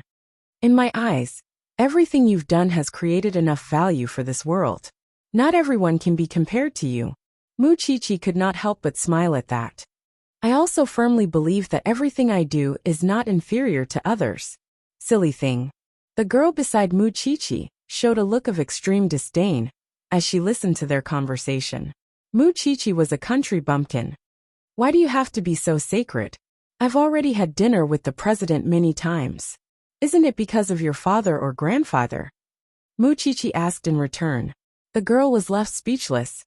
Then what have you done that's valuable? I can learn from you. Although Mu Qiqi did not like such occasions, she would get used to it. After all, she did not think that she was shameful, nor did she think that she was inferior. Sheng Xiao reminded Mu Qiqi when he saw that the girl was speechless. Be careful. Don't bully a weakling. I'm going to the washroom. Mu Qiqi nodded. When she saw Sheng Xiao getting up, she gave the girl on her right a look of thanks. Isn't it just a money grubber? What's so great about that? After hearing that, Mu Qiqi did not plan to reply. But at that moment, the woman sitting on the girl's right could not help but say to her, Your grandfather has been my grandfather's subordinate for so many years. I haven't even said anything. What are you so proud of? The girl blushed. Sister Ling, I didn't see you sitting beside me. It's clearly an admirable thing for a little girl to be a forensic doctor. Why is it so vulgar when it comes from your mouth? Are you still so narrow-minded after so many years? Sit behind me. I get annoyed when I see you.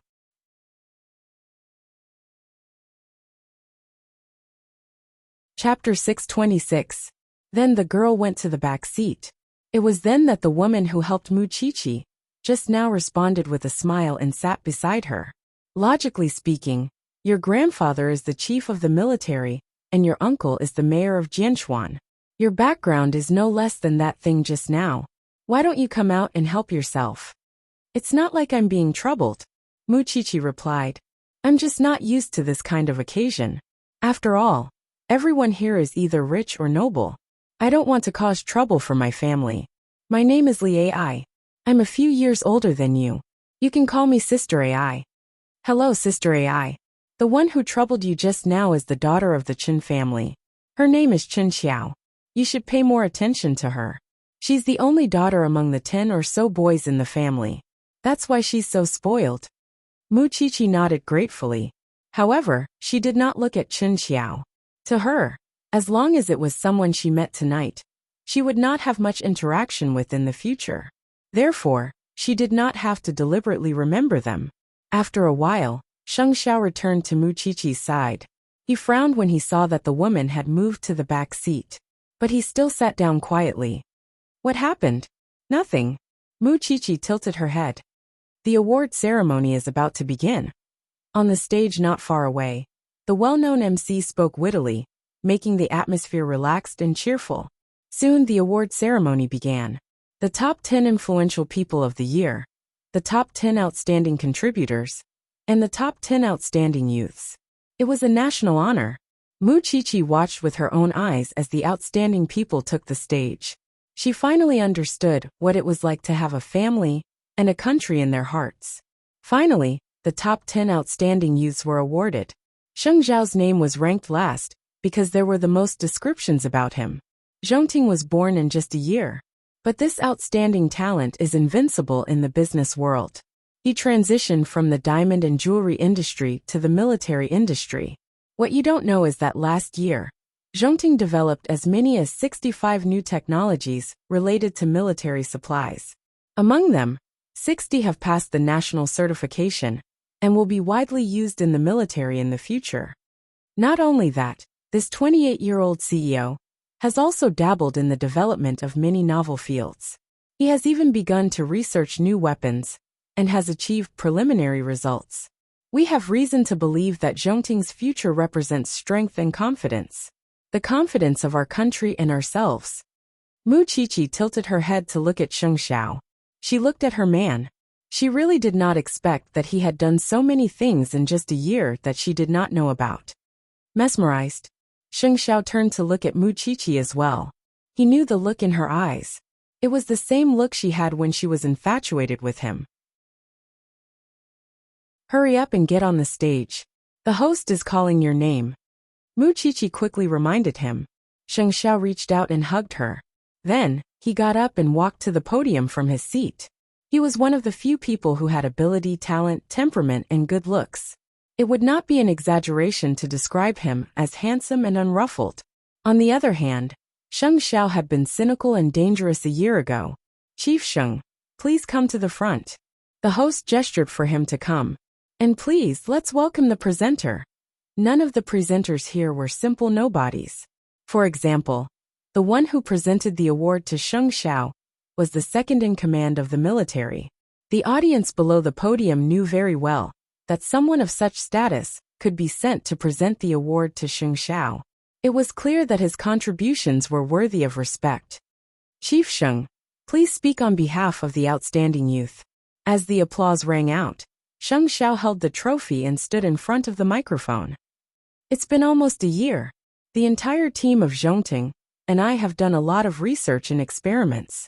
Now Zhongting finally has infinite possibilities. As the host said just now, I've done 65 studies.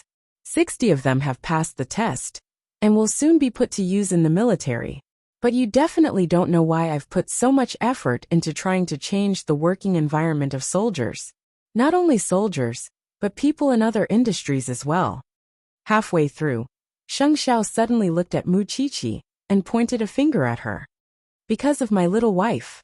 Ever since she became a forensic doctor, she had to deal with all kinds of corpses every day. There's always an unbearable smell on her.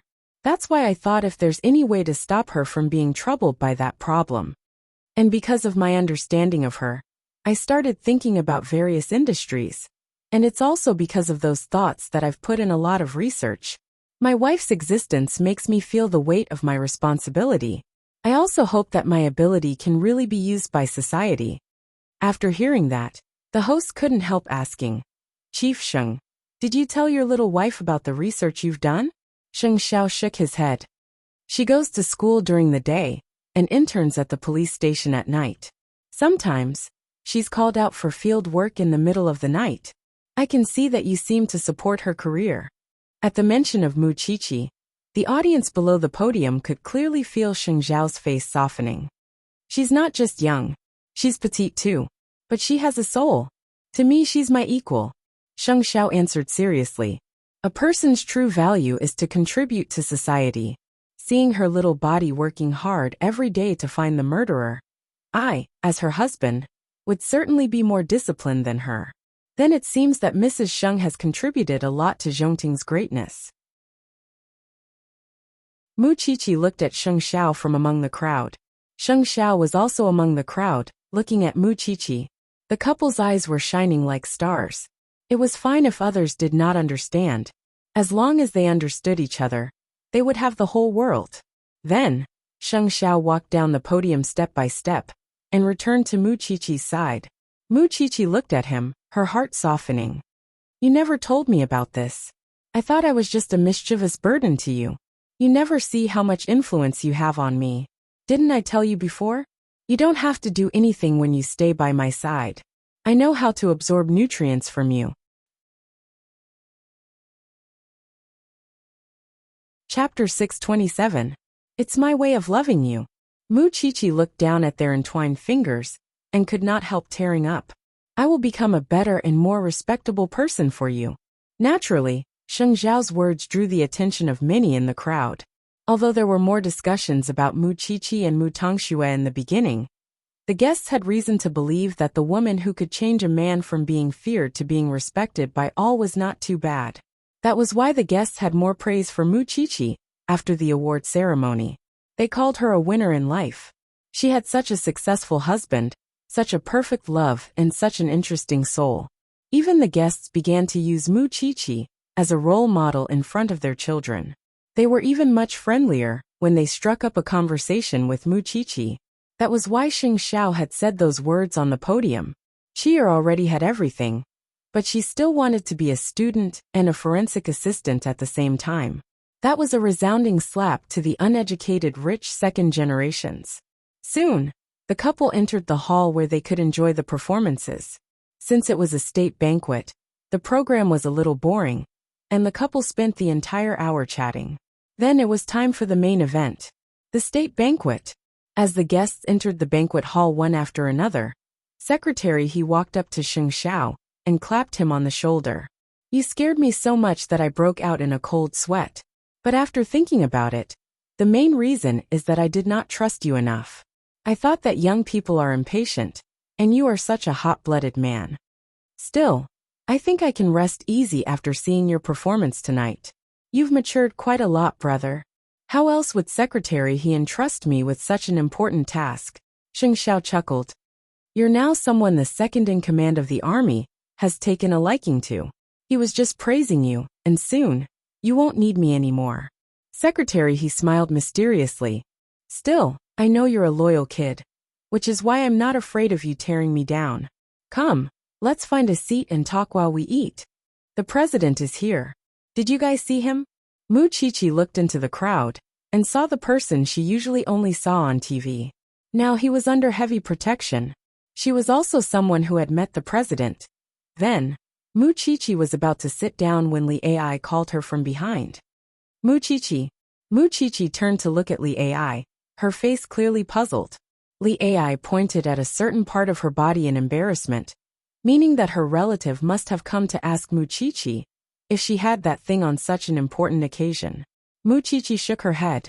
This was not the time for her relatives, but she still grabbed hold of a passing waiter and asked him to think of a solution. This could be considered as repaying Lin Wan for helping her out just now. But just as she turned around to sit next to Sheng Xiao, she was suddenly tripped by a passerby. Mu-Chi-Chi lost her balance and fell to the side. Fortunately, Sheng Xiao caught her in time. Mu-Chi-Chi blushed as she leaned into her man's arms. What? Do you want to embarrass yourself at the state banquet? Mu-Chi-Chi shook her head. That's what I'm most afraid of, so I was very reserved the whole night. What are you afraid of? You fell down, but didn't I catch you? At most, we will embarrass ourselves together. When Mu-Chi-Chi focused her gaze, she realized that Sheng Xiao was holding her hand, while the guests around them were all staring at them with smiles on their faces. Hurry up and sit back down. Brother, if Mu-Chi-Chi is not young, you would really be laughed at. Secretary He laughed. But you can't stop little sister-in-law from being young and energetic. It seems that most people can understand you now. I've told you. That's the only treasure I have. Sheng Xiao watched as Mu-Chi-Chi said that, before resuming his conversation with Secretary He. Just then, Chen Xiao brought her grandfather to Sheng Xiao and Mu-Chi-Chi's table. From their expressions, it seemed that they did not come with good intentions. Shameless brat. You still have a long way to go. How dare you be so arrogant now? With that, Grandpa Sheng deliberately arranged for Chen Xiao to sit next to Mu-Chi-Chi. You sit here. I want to see who dares to bully you. Chen Xiao gave Mu-Chi-Chi a smug look. But Mu-Chi-Chi did not care about her at all. Sheng Xiao and Secretary, he did not even bother to look at them. Before the state banquet began, the president gave a speech and wished everyone a happy new year. Then, the sound of fireworks was heard outside the banquet hall. This new year had indeed passed with extraordinary significance. 40 minutes later, the banquet was coming to an end. Because they still had to go home for a reunion, the guests began to leave their seats one after another. At this time, the old man of the Chen family walked in front of his granddaughter and said, "Jiao Jiao, Grandpa has already helped you vent your anger. Just now when your Grandpa Lin was talking about those outstanding youths, I directly told him that those people are nothing more than snakes and rats. They are being praised. Don't be angry anymore. Follow Grandpa home." Chen Xiao snorted. Mu Qiqi knew that the old man was talking to her, but she ignored him. "I'm just not used to seeing her. Jiao Jiao, you are a noble person. How can you compare yourself with others? Be a good girl and go home." To Mu Qiqi, he was just an old man who spoiled his granddaughter. So, she did not respond to his sarcasm. She pretended not to hear it. "Mu Qiqi, are you deaf?" With those words, Mu Qiqi turned around, but Sheng Xiao grabbed her shoulder. "Wipe your mouth. Let's go home." "All right. The legendary CEO that no one dares to mess with is just SOSO in my opinion." Chen Xiao continued to cause trouble for them. "Old Chen, you are unreasonable. She is not the descendant of a hot-blooded soldier." Sheng Xiao did not even look at Chen Xiao. He said to Grandpa Chen, "It's fine if you spoil her at home, but you should know that you can't protect her forever. The more enemies you allow her to make, the more swords she will get stabbed in the future.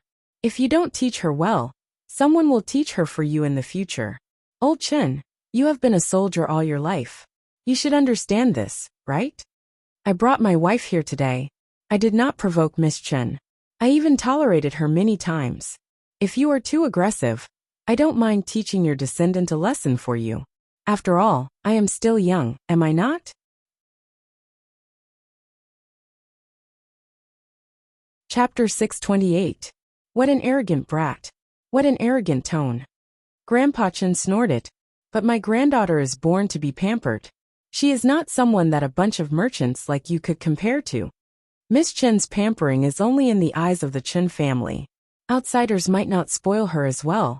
After saying that, Sheng Xiao prepared to leave with Mu Qiqi, but Chen Xiao took the opportunity to grab Mu Qiqi's arm. "Don't get too full of yourself. We will meet again soon." Mu Qiqi pushed her away when she saw Chen Xiao pestering her. "My time is spent with my family and autopsies. Miss Chen, not everyone is as free as you. Just wait and see." With that, Chen Xiao walked in front of Grandpa Chen in a huff. When Grandpa Chen saw that his granddaughter had left, he quickly chased after her dotingly. Mu Qiqi shook her head when she saw that. "I hope I won't meet such a pampered lady again." Sheng Xiao's lips curled into a smile. Then, he patted the back of Mu Qiqi's hand. "Let's go home. Since there's nothing else, I'm going home too. Your sister-in-law is rushing me." "Secretary," he said to them when Grandpa Chen left. Mu Qiqi smiled and waved at Secretary He, but she could not move her feet. "Xiao Xiao, wait. We will leave after the other guests have left." Sheng Xiao frowned. "What is it? My heels seem to be broken." She almost tripped just now, because the heels were too heavy. Sheng Xiao crouched down, and found that Mu Qiqi's silver heels could no longer walk. So he bent down and carried Mu Qiqi horizontally. "Put me down." Mu Qiqi struggled when she saw that there were people around them. "I've already picked you up. You might as well stay put." Sheng Xiao ignored her resistance, and walked out of the banquet hall with her in his arms. "There are so many people watching. You were so shameless before. But now you are so thin-skinned." Mu Qiqi lowered her head and buried it in Sheng Xiao's arms. Then, an attendant draped a black coat over Sheng Xiao, and he carried Mu Qiqi into his black limousine. In the VIP lounge on the second floor of the state banquet, the president saw the young couple leaving, and thought it was a little interesting. He said to the secretary beside him, "This is a pair of loving young people." "Yes, but they are not husband and wife yet. Miss Mu is still too young, so they can't register yet." "Are you also complaining that the marriage law stipulates that the age is too high?" "I didn't say anything." The secretary quickly shut up, although this was what he thought in his heart. When the bell rang for the new year, Sheng Xiao and Mu Qiqi were on their way home. Mu Qiqi lay on Sheng Xiao's lap, watching the fireworks bloom in the sky. So beautiful. Such an atmosphere is perfect for champagne and kisses. Sheng Xiao stared at Mu Qiqi's little head, his long right hand resting on her shoulder. Mu Qiqi turned her head to look at Sheng Xiao. She threw away her shoes, propped herself up, and looked at the man. Do you want a kiss? I'll give it to you now. Sheng Xiao did not move at first, pretending to be calm. But when Mu Qiqi really got close, he directly hooked his arm around the little one's neck, ready to teach her a good lesson in the car. In front, the driver could not see the situation at the back, because he was separated. So, the two people in the car were even more unscrupulous. It was the most beautiful fireworks to be watched with the most important person. Amidst the sounds of the fireworks, there were ambiguous moans. On the other side, Tang Yen and a few police officers on duty were on duty until midnight. When Feng Shanshan and the others were tired, they directly lay down in the autopsy room. When Tang Yen went in and saw her, he could not help but hold her in his arms. It was so cold in here. Was he not afraid of catching a cold? Feng Shanshan was a light sleeper. When she felt her body being moved, she opened her sleepy eyes and looked at Tang Yen. Seeing that it was someone she trusted, she closed her eyes again and fell asleep in Tang Yan's arms. There are fireworks outside. Do you want to join us? After that we'll go home. Feng Shanshan did not move for a long time. Tang Yen thought that she had fallen asleep again. But a minute later, Feng Shanshan tried her best to open her eyes. Let's go. When they reached the courtyard, Feng Shanshan woke up. This was because this thing was something that her parents had touched before their divorce. How many years had it been? In her heart, she had always felt that fireworks were something that only people with a whole family were qualified to set off. So Shanshan hasn't gone back yet? Come and set off fireworks with your senior brothers. Feng Shanshan laughed and ran over. Tang Yen looked at Feng Shanshan from afar. He did not join in, but when he saw Feng Shanshan's smile, he felt a trace of warmth in his heart. Perhaps this winter was not as cold as before, or perhaps it was because he had a lover. Captain Tang, you come too. The people in the team called out. Tang Yen shook his head and refused decisively. You guys go ahead. Junior Shanshan, hey, do you not have a lover? That's why you're still here in the middle of the night with us bachelors. I do. Feng Shanshan replied naturally. My partner happens to be a workaholic. He doesn't have time to accompany me during the new year. So I was forced to stay here and set off such boring fireworks with you guys. That's too unromantic, isn't it? How could he have such a cute girlfriend like you? That's right, girlfriend. Alright, it's about time. I'll send her back. You guys pack up and go home for the new year. When Tang Yen heard those 3 words, he could not bear the throbbing in his heart. So he gave Feng Shanshan a look. Captain Tang, Happy New Year. After the two of them waved at Tang Yen with a smile, Tang Yen left with Feng Shanshan. However, when she saw Tang Yen driving, Feng Shanshan reminded him subconsciously, we're not in a hurry to go home. You don't have to drive so fast. You're not in a hurry, but I'm in a hurry. After saying that, Tang Yen continued to speed up and returned to the house in the shortest time possible. However, the house was a mess because of Feng Shanshan's knocking. There was no way to go in now. My key is at your house, Feng Shanshan asked helplessly. Where's your key? Regardless of the key, Tang Yen drove the off-road vehicle into the courtyard. Then, he adjusted his seat and pulled Feng Shanshan onto his lap. Do you want it? Feng Shanshan felt that looking at this man in the dark seemed to be more attractive. So, how could she resist the temptation of this man? Yes. Chapter 629. As soon as she finished speaking, Tang Yan's kiss was like a shower. In the car, under the fireworks, the two of them hurriedly took off each other's clothes and joined together in the most primitive way. At this moment, Feng Shanshan felt that whether it was her body or her heart, she was most satisfied at this moment. There's no condom in the car. Tang Yen did not say anything. He took out a small box from the storage box in the car. Who would believe that the brave and upright Officer Tang has such a dangerous side to him? This is a gift from the underwear I bought last time. It's been 2 years, and it hasn't been opened, Tang Yin explained, his breathing unstable. Then it hasn't expired yet? Tang Yan's eyes emitted extreme danger. So, he did not give Feng Shanshan a chance to continue talking. He just deeply occupied her, and then brought her into the storm. After everything calmed down, the two of them were sweating. Tang Yin picked up his coat and put it on Feng Shanshan's bare back. Only then did he gradually relax. You're really strange. You're under my control, and you sleep with me. But you never talk about feelings. You just follow whatever I say. Is this considered advancing by retreating? Being with me for a long time won't end well, Tang Yin said seriously. My personality is unstable. I don't have the concept of family in my bones, and I rarely have time to accompany my partner. So I never take the initiative to talk about feelings with women. After listening to this, Feng Shanshan could understand everything about this man. I'm a little cold. Let's go home. Tang Yin could not promise anyone or be stable. He was such a man. He would not change himself for anyone. He was a man of iron bones. But the thing that Feng Shanshan was most attracted to about him, other than his body, was his ego. Because of this, many thoughts suddenly flashed through Feng Shanshan's mind. The scariest thing was none other than one. She actually wanted to maintain this kind of relationship with Tang Yin for a long time.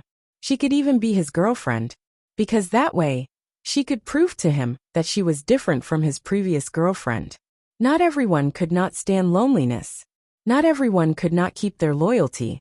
Then, Tang Yin carried Feng Shanshan into her house. Everything in her house was simple. The only thing that wasn't simple was the 2-meter-wide bed. After the shower, the two of them lay on the bed. There was no study room or other space for Tang Yin to escape. This was the first time the two of them were lying together in a sober state. I'll be your woman until we can't stand each other anymore. Then we'll separate. Feng Shanshan hugged Tang Yin from behind and said, Go and do your thing. I won't stop you, nor will I interfere with you or complain about you. I only have one request. No matter where you go, let me know in advance. Don't disappear for no reason. I'll be satisfied. Similarly, you don't have to worry about what I want to do. I can't guarantee anything. The only thing I can guarantee is that when I'm with you, I won't pester other men. Tang Yin listened quietly and did not speak for a long time. This made Feng Shanshan feel uncertain. How is it? Do you agree, or not? Tang Yin did not answer directly. Instead, he grabbed Feng Shanshan's hand as a silent nod. Then, let's make a deal. From the first day of the new year, we're a couple. Silly. In fact, Tang Yin thought to himself. From the moment she asked him to care about him, he had already made up his mind. The only good thing about the two of them being together was Feng Shanshan was a forensic doctor, and he was a police officer. So they did not need to not see each other for 3 to 5 days. And Feng Shanshan could understand his work. Even so, I still hope that you can keep our relationship a secret. I don't want it to be too embarrassing when we break up in the future. Although Tang Yin did not think that they would break up, he still agreed to Feng Shanshan's request. What if he sacrificed himself one day? That night, all the houses were lit up. Everyone was reunited, including the Liu family. Lin Mu, and also took a break and returned to the Liu family to spend a warm new year with Liu Qianqian. But on the eve of dawn, Liu Qianqian found that the man who was supposed to be sleeping beside her was standing by the bed, deep in thought. She thought about it and felt that Lin Mu and might still be missing everything about the Lin family. Do you want me to go back with you to take a look? Hearing Liu Qianqian's voice, Lin Muan turned around and was a little apologetic. Did I wake you up? I can't sleep well without you by my side. Liu Qianqian got up and hugged Lin Muan from behind. Although I know that your grandfather will not accept me, I really don't want you to have any regrets in the depths of my heart. Why don't I go back with you tomorrow and secretly take a look? Lin Mu and held Liu Qianqian's hands and shook his head. Wait until I have some achievements. Then I can stand tall. Liu Qianqian sighed. She felt that the grandfather and granddaughter were really too stubborn. In fact, they had wasted a lot of time to accompany and understand each other. Could it be that she had not shown enough kindness? During this period of time, whenever the Lin family needed help, she would secretly lend them a hand. Even when old Master Lin was hospitalized or other matters, she would bear all of them. Perhaps, her fawning actions were still beneath old Master Lin's notice. So, she could only be patient and continue waiting. Going to the police academy is really too slow. I really want to enter the society directly, then make a career and marry you. Even a capable person like the great CEO can only be a real husband and wife when Muchichi is of age, right? So we are not in a hurry. Lin Muan sighed and smiled.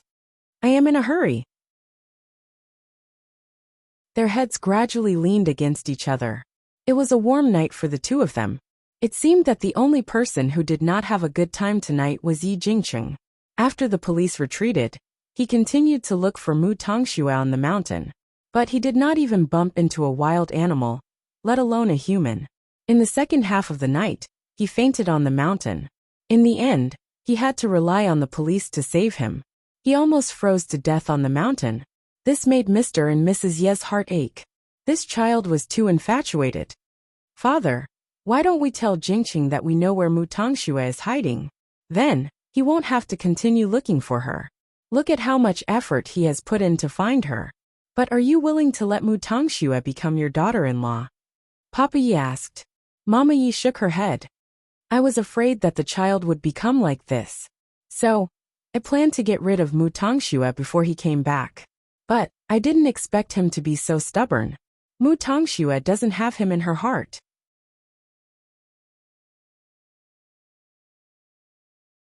Chapter 630. The next morning, Yi Jingqing woke up from his bed at home. But because of his high fever, he was in a daze. Tongxue. No. I must look for Tongxue. What are you looking for?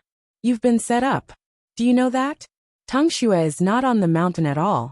Mama Yi sat by his bed and looked at her son. Her heart ached for him.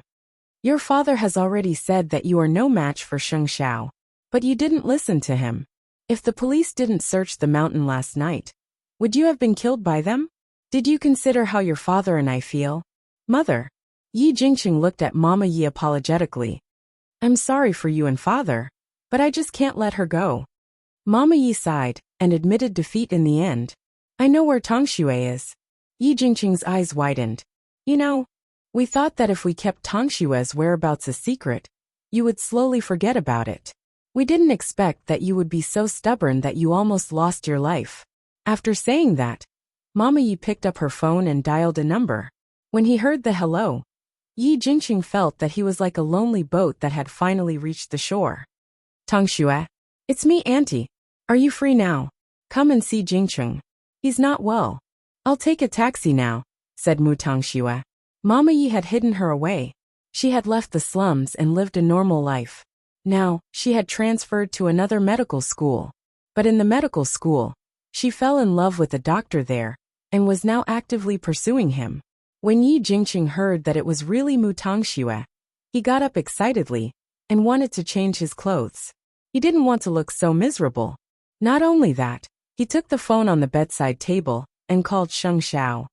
I admit that you are ruthless, but I'm sorry, Chief Sheng. I've found Tongxue. I'll make sure to return the gift you gave me last night tenfold. Similarly, now that Tongxue is back, I'm afraid Mu Qiqi's life will not be easy anymore. Sheng Xiao smiled when he heard the phone call. How do you want Qiqi to live? Do you think you've planned everything? Then why didn't you keep an eye on Tongxue? My happiness is about to begin. I will make Tongxue 100 times better than Mu Qiqi. As for that little forensic doctor of yours, she can stand aside. Such senseless threats did not trigger any sense of danger in Sheng Xiao. Perhaps, Yi Jingqing's brain was damaged last night on the mountain. Mu Qiqi watched as Sheng Xiao answered the phone by the window. She propped herself up and asked, Who is it? So early? Yi Jingqing said that he found Mu Tongxue. He really found it? It's definitely not on the mountain.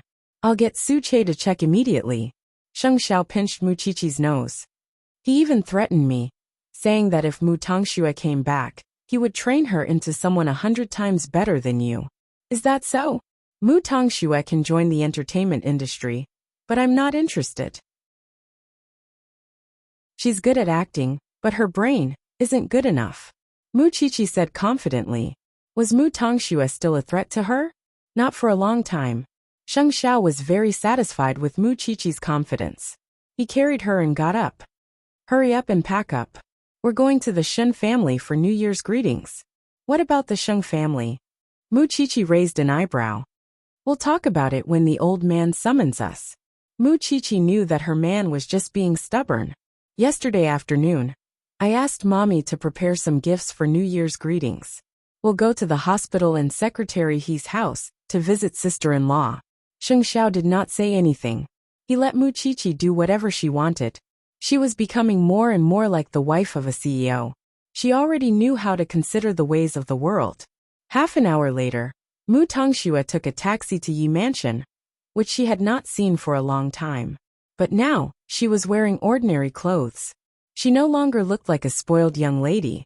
She had completely turned into an ordinary person. Not only that, but her appearance was getting more and more different from Mu Qiqi. When Yi Jingqing saw her, he did not dare to recognize her. In the past, Mu Tongxue was as cute as a porcelain doll. She was the little princess in the hands of the Mu family. But now, Tongxue, brother Jingqing.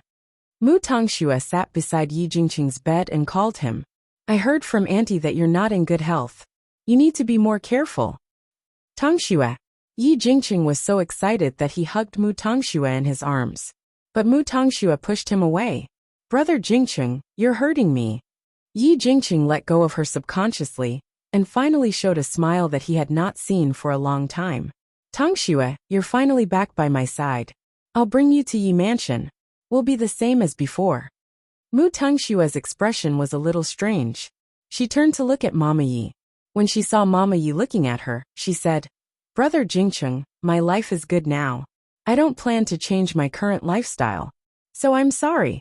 I don't want to come to Yi Mansion. When Yi Jingqing heard that, he quickly grabbed Mu Tongxue's arm and asked, Did Sheng Xiao threaten you? Did Mu Qiqi? It has nothing to do with them. I have someone I like. I want to be by his side, Mu Tongxue said bluntly. Besides, I'm working part-time now. My life is not a problem at all. You don't have to worry about me. I'm really not worth it. Nonsense. Why are you not worth it? Yi Jingqing couldn't accept it. He looked at Mama Yi. Mom, did you force Tongxue to say that? Well, this has nothing to do with Auntie. Then Mu Tongxue took out the photo of the doctor. He is my teacher. I really like him and want to be with him. Brother Jingqing, let bygones be bygones. I'm fine now. I don't want to be disturbed by anyone anymore. Have a good rest today. I'll come to see you when I'm free. Tongxue, don't go. Yi Jingqing grabbed Mu Tongxue's arm. I like you so much. How can you abandon me and fall in love with someone else? Brother Jingqing, I've only treated you as a brother since the beginning. I never had that intention. I hope you take care. Having said that, Mu Tongxue turned around and left Yi Mansion without looking back. She left Yi Jingqing's side. Mom, did you arrange it? If you don't believe me, you can find out for yourself, Mama Yi said coldly. Son, I don't have to force Tongxue. Yi Jingqing lay on the bed. At that moment, he felt as if he had lost his favorite toy. Chapter 631. Why did Mu Qiqi say that it would be a good thing if Yi Jingqing really found Mu Tongxue? Because his liking was almost sick. Which woman would want to be with such a sick person? Moreover, Mu Tongxue was a scheming person, and Yi Jingqing thought that she was a pure and innocent princess. If Yi Jingqing saw Mu Tongxue's dark side, his psychological defense would definitely collapse. Sure enough, they had just reunited. After that, Su Che went to investigate Mu Tongxue's whereabouts. It only took him one morning to find out where Mu Tongxue was staying and her school. It should be the Yi family who hit her. It's my first time seeing her. She looks so similar to Madame. But when I look closely, they are very different. So, is there anything important? Sheng Xiao looked at the information and asked. She is crazily chasing after a teacher in her school. It seems that she likes him very much. The whole school knows about it. Su Che showed the photo to Sheng Xiao. Then this is going to be a good show. Sheng Xiao chuckled. His words were meaningful. That morning, Tang Yin and Feng Shanshan did not go to the police station because Tang Yin had applied for leave. However, before they slept until noon, Tang Yin received a call from the chief. There was a murder case at Hongwen University, and it had been transferred to the criminal investigation team. Seeing Tang Yin getting up, Feng Shanshan asked him, "Didn't you say that you are not going to work? There is a case. Go back to sleep. Can't you let me have some peace during the new year?" No matter what, Feng Shanshan still got up with Tang Yin. "You go first. I will be there later." Tang Yin nodded. He got dressed and went out after washing up. He did not go to the police station. Instead, he went to the crime scene at Hongwen University. Captain Tang. The victim is a second-year student at Hongwen University. Her name is Tang Yixiao. She is from the same family as you. She was hacked to death, and the forensic doctor is doing an autopsy. It's a horrible scene. It's really not peaceful during the new year. Isn't the school on holiday? There are many students staying in school. One of the team members explained to Tang Yin. The body was found by the cleaning lady. According to her memory, the last time the washroom was cleaned was yesterday morning. No one found out during this period of time. Because it's the holidays, very few people go to that school building. His colleague continued to explain. "Oh right, there's a Hongwen medical school behind it." Tang Yin nodded and went to the scene. Seeing the victim lying miserably on the bathroom floor, he sighed and asked the forensic doctor, "Is there any result?" "Captain Tang, you might have to call the professor. I'm new here. I'm not very experienced." The young forensic doctor's mind went blank when he saw Tang Yin. However, Tang Yin knew that his uncle had gone abroad to see his daughter. He was not here at all. So, he turned around and started calling the other forensic doctors in the police force. Mu Qiqi received it too. She just didn't expect it to be so scary during the new year. When Sheng Xiao saw how concerned she was about the case, he knew that her heart must have flown over. He said, "I'll pick you up at the hospital at 5 in the afternoon. At 7 in the evening, we'll go to the He family's house." Mu Qiqi hugged his arm and rubbed it. "I knew you understand me. Let Su Che send you there." "There's no need. Didn't you just say that the murder happened at Hongwen University? Su Che is going there too," Sheng Xiao said as he pinched her nose. Mu Qiqi frowned. She didn't understand until Sheng Xiao explained. The school that Mu Tongxue is studying at now is a branch of Hongwen University. Mu Qiqi knew that her man was investigating Mu Tongxue's case, so she nodded. "I got it." No matter what Sheng Xiao's motive was, it was all for her. Mu Qiqi didn't think much about it. She got into Su Che's car and went to Hongwen University.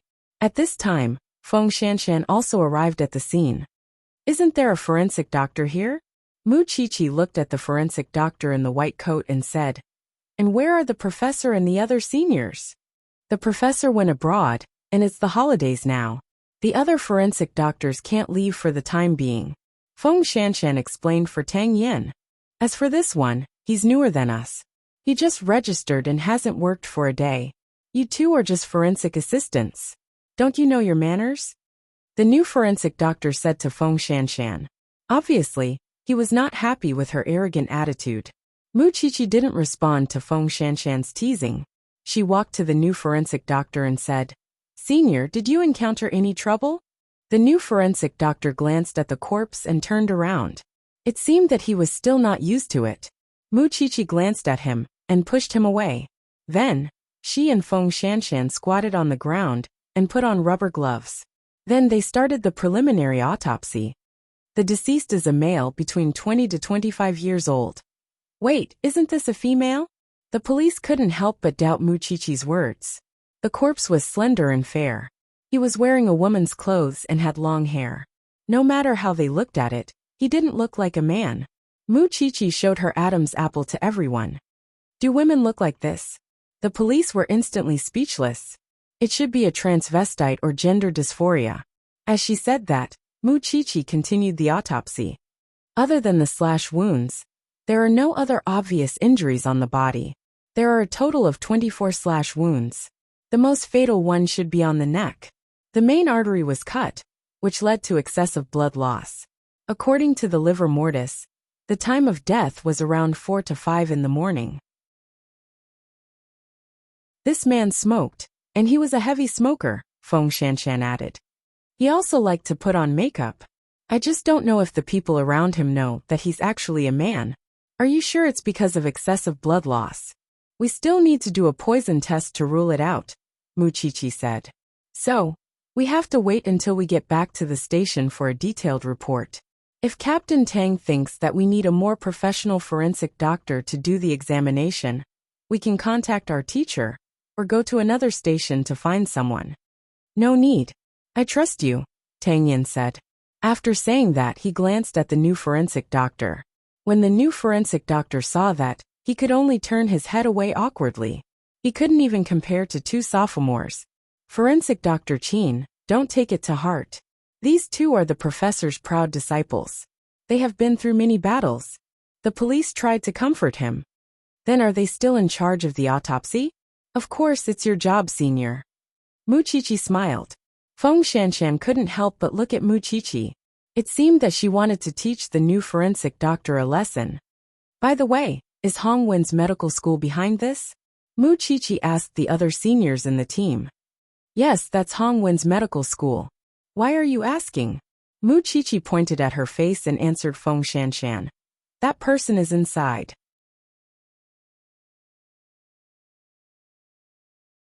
Chapter 632. I know what you are thinking, but I'm sorry. I don't want it to go as you wish. Feng Shanshan made a disdainful gesture and turned to Tang Yin. Let's go back to the police station first. Call us if you need anything. Tang Yin did not look at her but nodded. When the two of them walked away, he said to the new forensic doctor, I want to see the toxicology report tonight. The new forensic doctor did not know how much of a workaholic Tang Yin was. He just nodded blindly. Feng Shanshan and Mu Qiqi looked at each other and smiled. They were afraid that the new forensic doctor would have to suffer a little in the police station. Several people carried the body out of the school building. Because of the murder, the whole building was now completely cordoned off. However, there were still a lot of students watching. Mu Qiqi looked at them and understood that she had to solve the case as soon as possible. Otherwise, the students would not feel at ease staying in the school because of the panic. However, some people did not come to see the case. They came to see Mu Qiqi. So that's Mu Qiqi. She is really Mu Feifei's sister. They look the same, but they are different when you look closely. Why are you comparing? Mu Qiqi is also a second-year student, but now she has appeared at the scene of a murder to do an autopsy. Although the two of them look very similar, Mu Qiqi is Sheng Zhao's woman after all. The confidence and arrogance she has is different. We have seen a celebrity, haven't we? Feng Shanshan heard many students looking at Mu Qiqi along the way. She nudged Mu Qiqi with her elbow. You are so cool now. Mu Qiqi looked at her disdainfully and looked at the crowd. Then, she saw Mu Tongxue in the crowd. They had not seen each other for more than a year. Time was a good thing. It could make people forget a lot of things. Then, Feng Shanshan also noticed the girl in the crowd. Wasn't this the scene she was looking forward to? Mu Qiqi glanced at Feng Shanshan. Then, she took off her white gloves and threw them to Feng Shanshan. Then, she walked toward Mu Tongxue. It was only then that the students around them noticed that Mu Tongxue was there to watch the commotion. She must have heard about the incident, and hence came to watch. It's strange that you didn't hide when you saw me. Mu Qiqi said to Mu Tongxue. What happened to you yesterday caused a huge uproar and made me the focus of online violence. But now you're willing to show up. That's not what I did. Of course, I won't break my current life for you. Mu Tongxue said calmly. I'm not that kind to stand up for you. If you don't come out, will no one in your nursing school know about this? You don't need to know that. Since Mama Yi wanted to hide it from Yi Jingcheng, she would of course communicate with the school. She would pretend that Mu Tongxue did not exist in this world. Moreover, when she first entered the school, she had changed Mu Feifei's name. So before the incident broke out, almost no one paid attention to her. Everyone only knew that she was a quiet student who liked her teacher. Then what are you doing now? I know. Once the Yi family finds me, it means that the crown prince will find me soon. I don't want to be your enemy now, So I'm here to show my stance. I know that as long as I'm not a threat to you, the crown prince won't do anything to me, Mu Tongxue said honestly. You don't have the time to do anything to me, do you? Yi Jingqing has caused me a lot of trouble because of you. He's the one who caused you to fake your death. You should know this, right? Mu Tongxue, you're still as selfish as before. Sister, I have nothing now. I can only rely on myself. You really don't have to destroy me. Look at the gap between us. I just want to be an ordinary person now. Please let me go. Did I say anything? Mu Qiqi snorted. If you want to live under the sun, don't do those dirty things. This is my last advice to you. After that, Mu Qiqi turned to Feng Shanshan and said, let's go. That's it. You were forced into a corner 2 days ago. I thought you would slap the main character when you saw her. But she didn't do it. What's wrong with me slapping her? Do you want to be in the headlines and accuse me of abusing my sister? Besides, I've already settled the score. Now, we're just strangers who don't owe each other anything. After that, Mu Qiqi and Feng Shanshan got into the police car. But before they left, Mu Qiqi purposely glanced at Mu Tongxue. Mu Tongxue's heart was still impure. But because she had someone she liked, and was rejected by the person she liked, she started to reflect on her life. At least, she really didn't want to be against Mu Qiqi anymore. Because she knew that the gap between her and Mu Qiqi was getting bigger and bigger. It was a gap that was hard to cross. And she also knew that she should take over Yi Jingqing's problem. Because she knew Yi Jingqing, she was afraid that if she revealed her feelings for teacher, she would be investigated, or even controlled by this man. But she was not afraid. After Mu Qiqi returned to the police station, she looked at the time. I'm leaving at 5 in the afternoon. Can you stay here and accompany Senior? Go ahead. I'll stay here until midnight without you. Feng Shanshan shook her head helplessly. Waiting for your family? Mu Qiqi raised an eyebrow. Don't say it out loud if you know. It's boring. Mu Qiqi chuckled, and did not lecture Feng Shanshan. There was still some time left. She wanted to see if this new senior brother had learned his anatomy skills well. The two of them wanted to help. But the new forensic doctor felt that he was embarrassed at the scene just now, so he rejected Mu Qiqi and Feng Shanshan's help. You two can stand aside. I'll do it myself. Okay. You can do it yourself. Mu Qiqi nodded. But when the two of them moved away from the corpse, Mu Qiqi saw something that looked like a rash on the left side of the corpse's arm. So, when the senior was about to cut the corpse, Mu Qiqi stopped him. Don't move first. What do you want? The new forensic doctor was a little impatient. Why don't you do it? If you don't want to be infected by HIV, you better not move first. Mu Qiqi looked at the new forensic doctor and said, I suggest you do a blood test first. What nonsense are you talking about? See for yourself. Mu Qiqi pried open the corpse's arm and showed him the rash. Although we can't rule out the possibility of eczema or other skin diseases, people infected with HIV will also have this kind of rash in the early stages. And HIV can still reproduce and infect people within 10 hours of death. If you don't believe me, you can do a blood test yourself.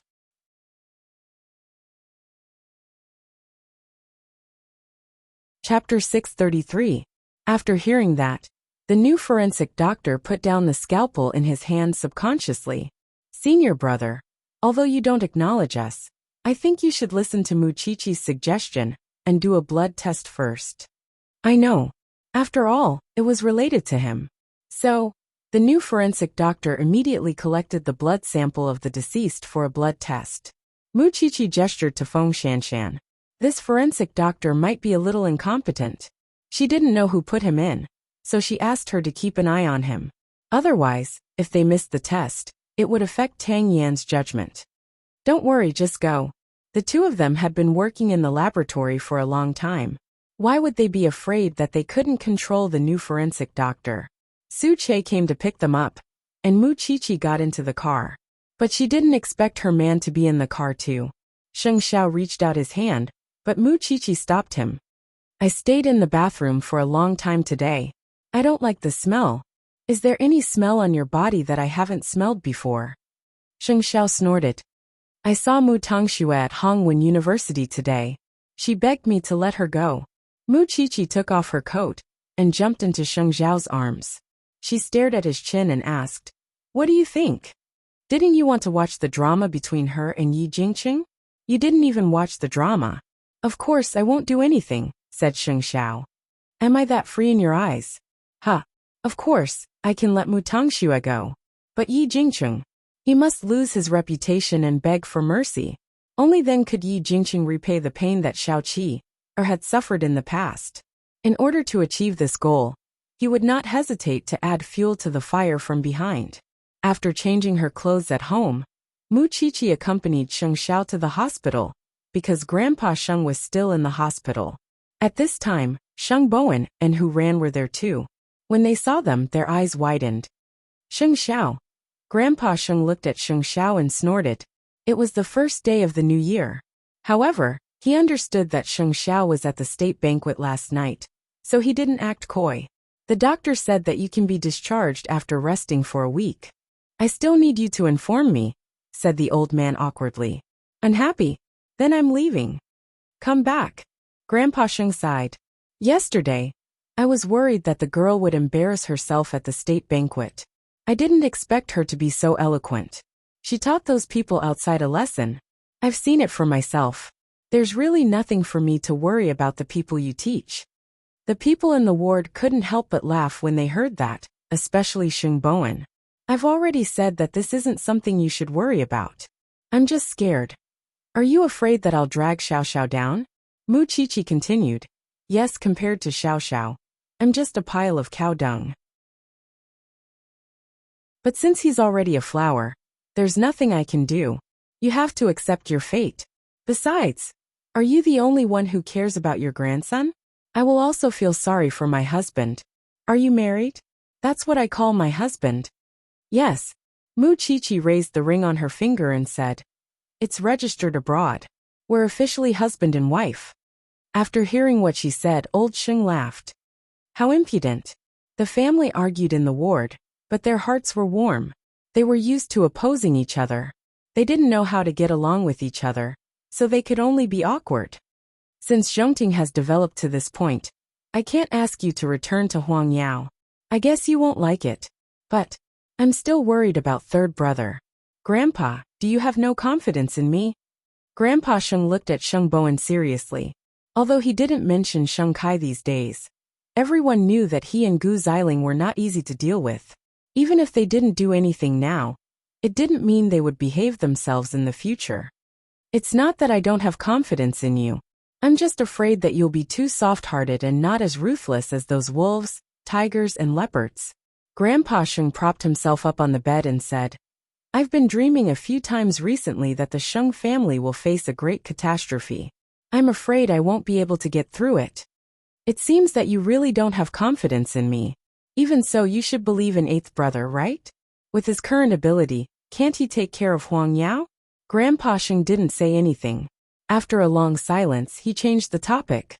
You and Xiao Ran should hurry up and have a child. I won't rush eighth brother since he's still young. Sheng Bowen and Hu Ran looked at each other, but didn't say anything.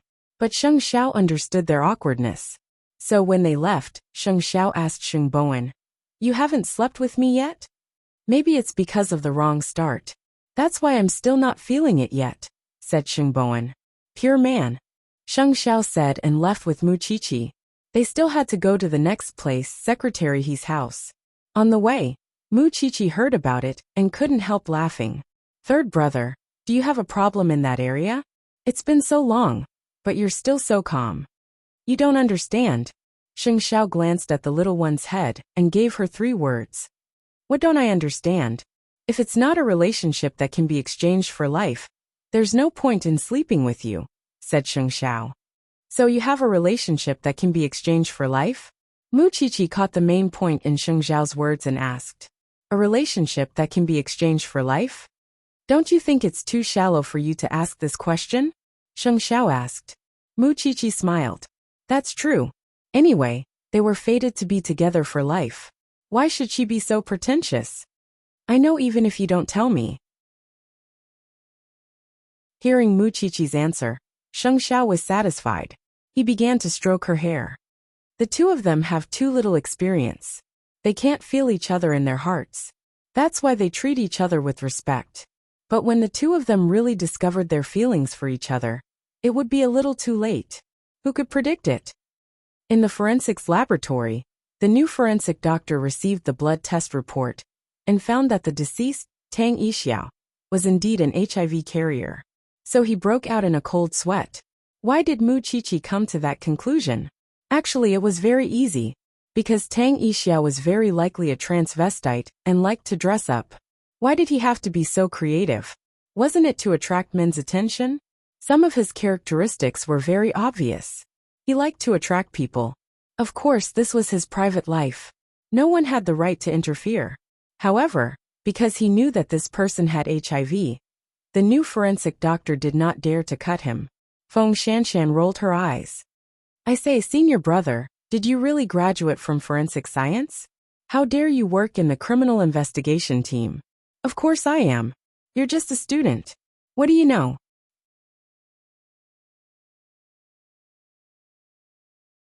Chapter 634. Feng Shanshan could not be bothered to talk to him. She called the forensic doctor from before and asked him to handle it. Tang Yin had also returned to the police station. Feng Shanshan quickly asked, did anyone touch the victim's blood? They're all wearing gloves, Tang Yin answered. I'm here to get the report. Then you might have to wait until tomorrow. Feng Shanshan shrugged. What happened? Tang Yin frowned.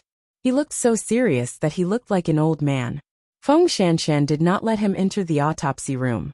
Instead, she stopped him outside and said, have you checked this forensic doctor's background? Mu Qiqi, and I suspect that he might not have any real skills. When he left the scene, he said that it was his first time. So it's understandable that he felt uncomfortable. But after he came back, I really don't think he has the ability to stay in the criminal investigation team. Tang Yin listened to her, but did not say anything. He just pushed the door of the autopsy room open. Captain, Tang, at your speed, you'll only be able to solve the case next year. Tang Yin was serious in speech and manner, which was scary enough. Coupled with his cold tone, the new forensic doctor felt his legs go weak. Get lost. Yes, yes. Then, Tang Yin put on the isolation suit, a glass mask and 2 pairs of gloves. Only then did he start the autopsy skillfully. When he cut open the victim's chest, he did not hesitate at all. This made Feng Shanshan's heart skip a beat. But she trusted him. He had been a criminal police officer for so many years. He had probably seen all kinds of situations. Moreover, when there was no forensic doctor, he could also be a good helper. Previously, he only told Feng Shanshan that he had learned clinical medicine. But now it seemed that it was more than that. After a while, the senior from the forensic team rushed back. Seeing Tang Yin in the middle of the autopsy, he asked Feng Shanshan, what's going on? The victim has AIDS. The new forensic doctor did not dare to do it, so Captain Tang did it for him. How can you be a forensic doctor if you don't dare to do it? Then, the senior entered the autopsy room and said to Tang Yin, Captain Tang, let me do it. It's almost done. The body needs to be cremated, and the follow-up disinfection work needs to be done. After saying that, Tang Yin left the autopsy room. However, he did not look at the new forensic doctor at all. He just said as he walked, go back to where you came from. The new forensic doctor was dumbfounded. Was the captain of the criminal investigation team so tough? Then, Tang Yin found a place to clean up and take a shower. Feng Shanshan heaved a sigh of relief. She sat on the chair in the bureau and sighed. She was really shocked by that man, but she had to admit that he was handsome. Yi Jingqing sent someone to investigate the man Mu Tongxue liked. He found out that he was just an ordinary teacher. His salary was less than 5,000 a month. He had a small house in Jianchuan and lived a simple life. He barely had any contact with women. But it was such an ordinary man that Mu Tongxue risked exposure to confess her love in public. He was the pride of the heavens with power and authority. He was Mu Tongxue's childhood sweetheart and had done countless things for her. But in the end, he couldn't even compare to such an ordinary man. No, something must have gone wrong. Yi Jingqing sent someone to kidnap the teacher. He wanted to see what was so special about the man that Mu Tongxue was so infatuated with him. Mu Tongxue knew that Yi Jingqing might do such a thing. After thinking about it, she felt sorry for the person she liked. So, she bravely stood guard in front of his house. When the teacher saw her, he was puzzled. Mu Tongxue, you are troubling me by standing in front of my house. Mu Tongxue knew that she had gone overboard. So she apologized seriously. I'm sorry, Mr. Liu. I've caused a lot of trouble. I know. You don't have to care about me. Just pretend that I like standing here. As a teacher, how can I blame my student? It's already happened. I don't blame you. The teacher smiled gently at Mu Tongxue. You should go back now. It's so cold. Mr. Liu Wei. Mu Tongxue, I just treat you as my student. I hope you won't overthink it. After hearing the answer, Mu Tongxue's eyes dimmed. However, she did not leave the teacher's house. Instead, she went to another place and hid in the dark. She stayed there until 1 o'clock in the morning. When she saw that the light in the teacher's room had gone off, she turned around and left. She had the courage to stay there for a long time. But at this moment, a black car came roaring and stopped in front of Mr. Liu's house. Mu Tongxue saw that something was wrong, so she immediately walked out and stood in front of the group of people. What do you want? The group of people saw Mu Tongxue and knew who she was. They pushed her away. Miss Mu, I'm sorry. If you dare to go up, I'll die here. Let's see how you are going to explain it to Yi Jingqing. Mu Tongxue took out a dagger from her pocket and put it beside her neck to threaten the 4 people. If you go up there and try. When the 4 people saw blood oozing out of Mu Tongxue's neck, they were frightened and quickly stepped back. I have nothing. I only have Mr. Liu. None of you can hurt him. No matter who it is, even if it's Yi Jingqing, I'll die with him. The 4 people looked at Mu Tongxue for a while. In the end, after asking for Yi Jingqing's permission, they left the teacher's house. Mu Tongxue heaved a sigh of relief when she saw that. She had nothing left. All she had left was ruthlessness. As long as someone dared to hurt Mr. Liu, she would make him die a horrible death. Yi Jingqing did not expect that Mu Tongxue would be so unyielding for this teacher. The jealousy in his heart burned even more fiercely. There was still a long way to go. He would not let go of the man who stole Mu Tongxue. Of course, their every move was under Sheng Zhao's control. He would certainly protect such a kind teacher. Only then would Yi Jingqing feel as if thousands of arrows had pierced his heart. The next morning, Mu Qiqi arrived at the police station. Seeing that the body had been taken care of, she asked Feng Shanshan, "Is it AIDS? Why are you asking if you already know?" Feng Shanshan rolled her eyes. The people from the police station have done a lot of investigations on Tang Yixiao. This child is a transvestite. He has a sick mother at home. In order to pay for his studies, Mrs. Tang has to be a nanny for a rich man. Tang Yixiao is really attractive, especially when he likes to look for rich men. So it's not surprising that he got AIDS. It's just that his motive is a little distressing. To look for his grandmother.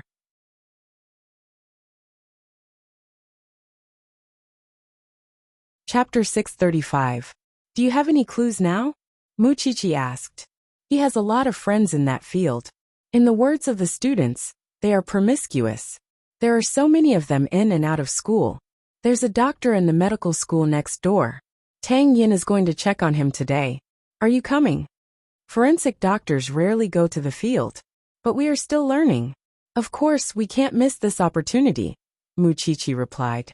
But when she saw the new forensic doctor sitting on the chair in front of the police station, she raised her chin. What's wrong with him? Yesterday, Tang Yin told him to go back to where he came from. He's still conflicted now. You didn't see how he was yesterday. Anyone would be afraid of death. But he's not like him, going straight to his death. Feng Shanshan didn't even notice that her tone sounded like she was trying to protect her family. After all, the new forensic doctor had delayed Tang Yan's work. So she was unhappy about it. But I might still have to get along with him in the future, Mu Qiqi guessed. Since the new forensic doctor was really useless, he must have been forced into the police station. It meant that he had a powerful background. Could Tang Yan handle it? Stop chatting. Follow him to the field. It's a good chance for you to learn. The senior from the forensic team patted their shoulders.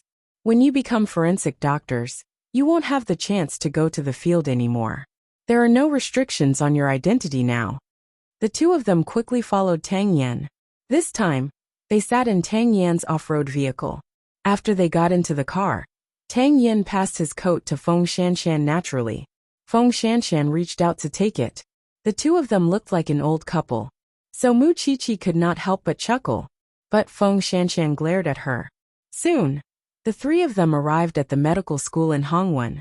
It was the holidays now, so there were not many students.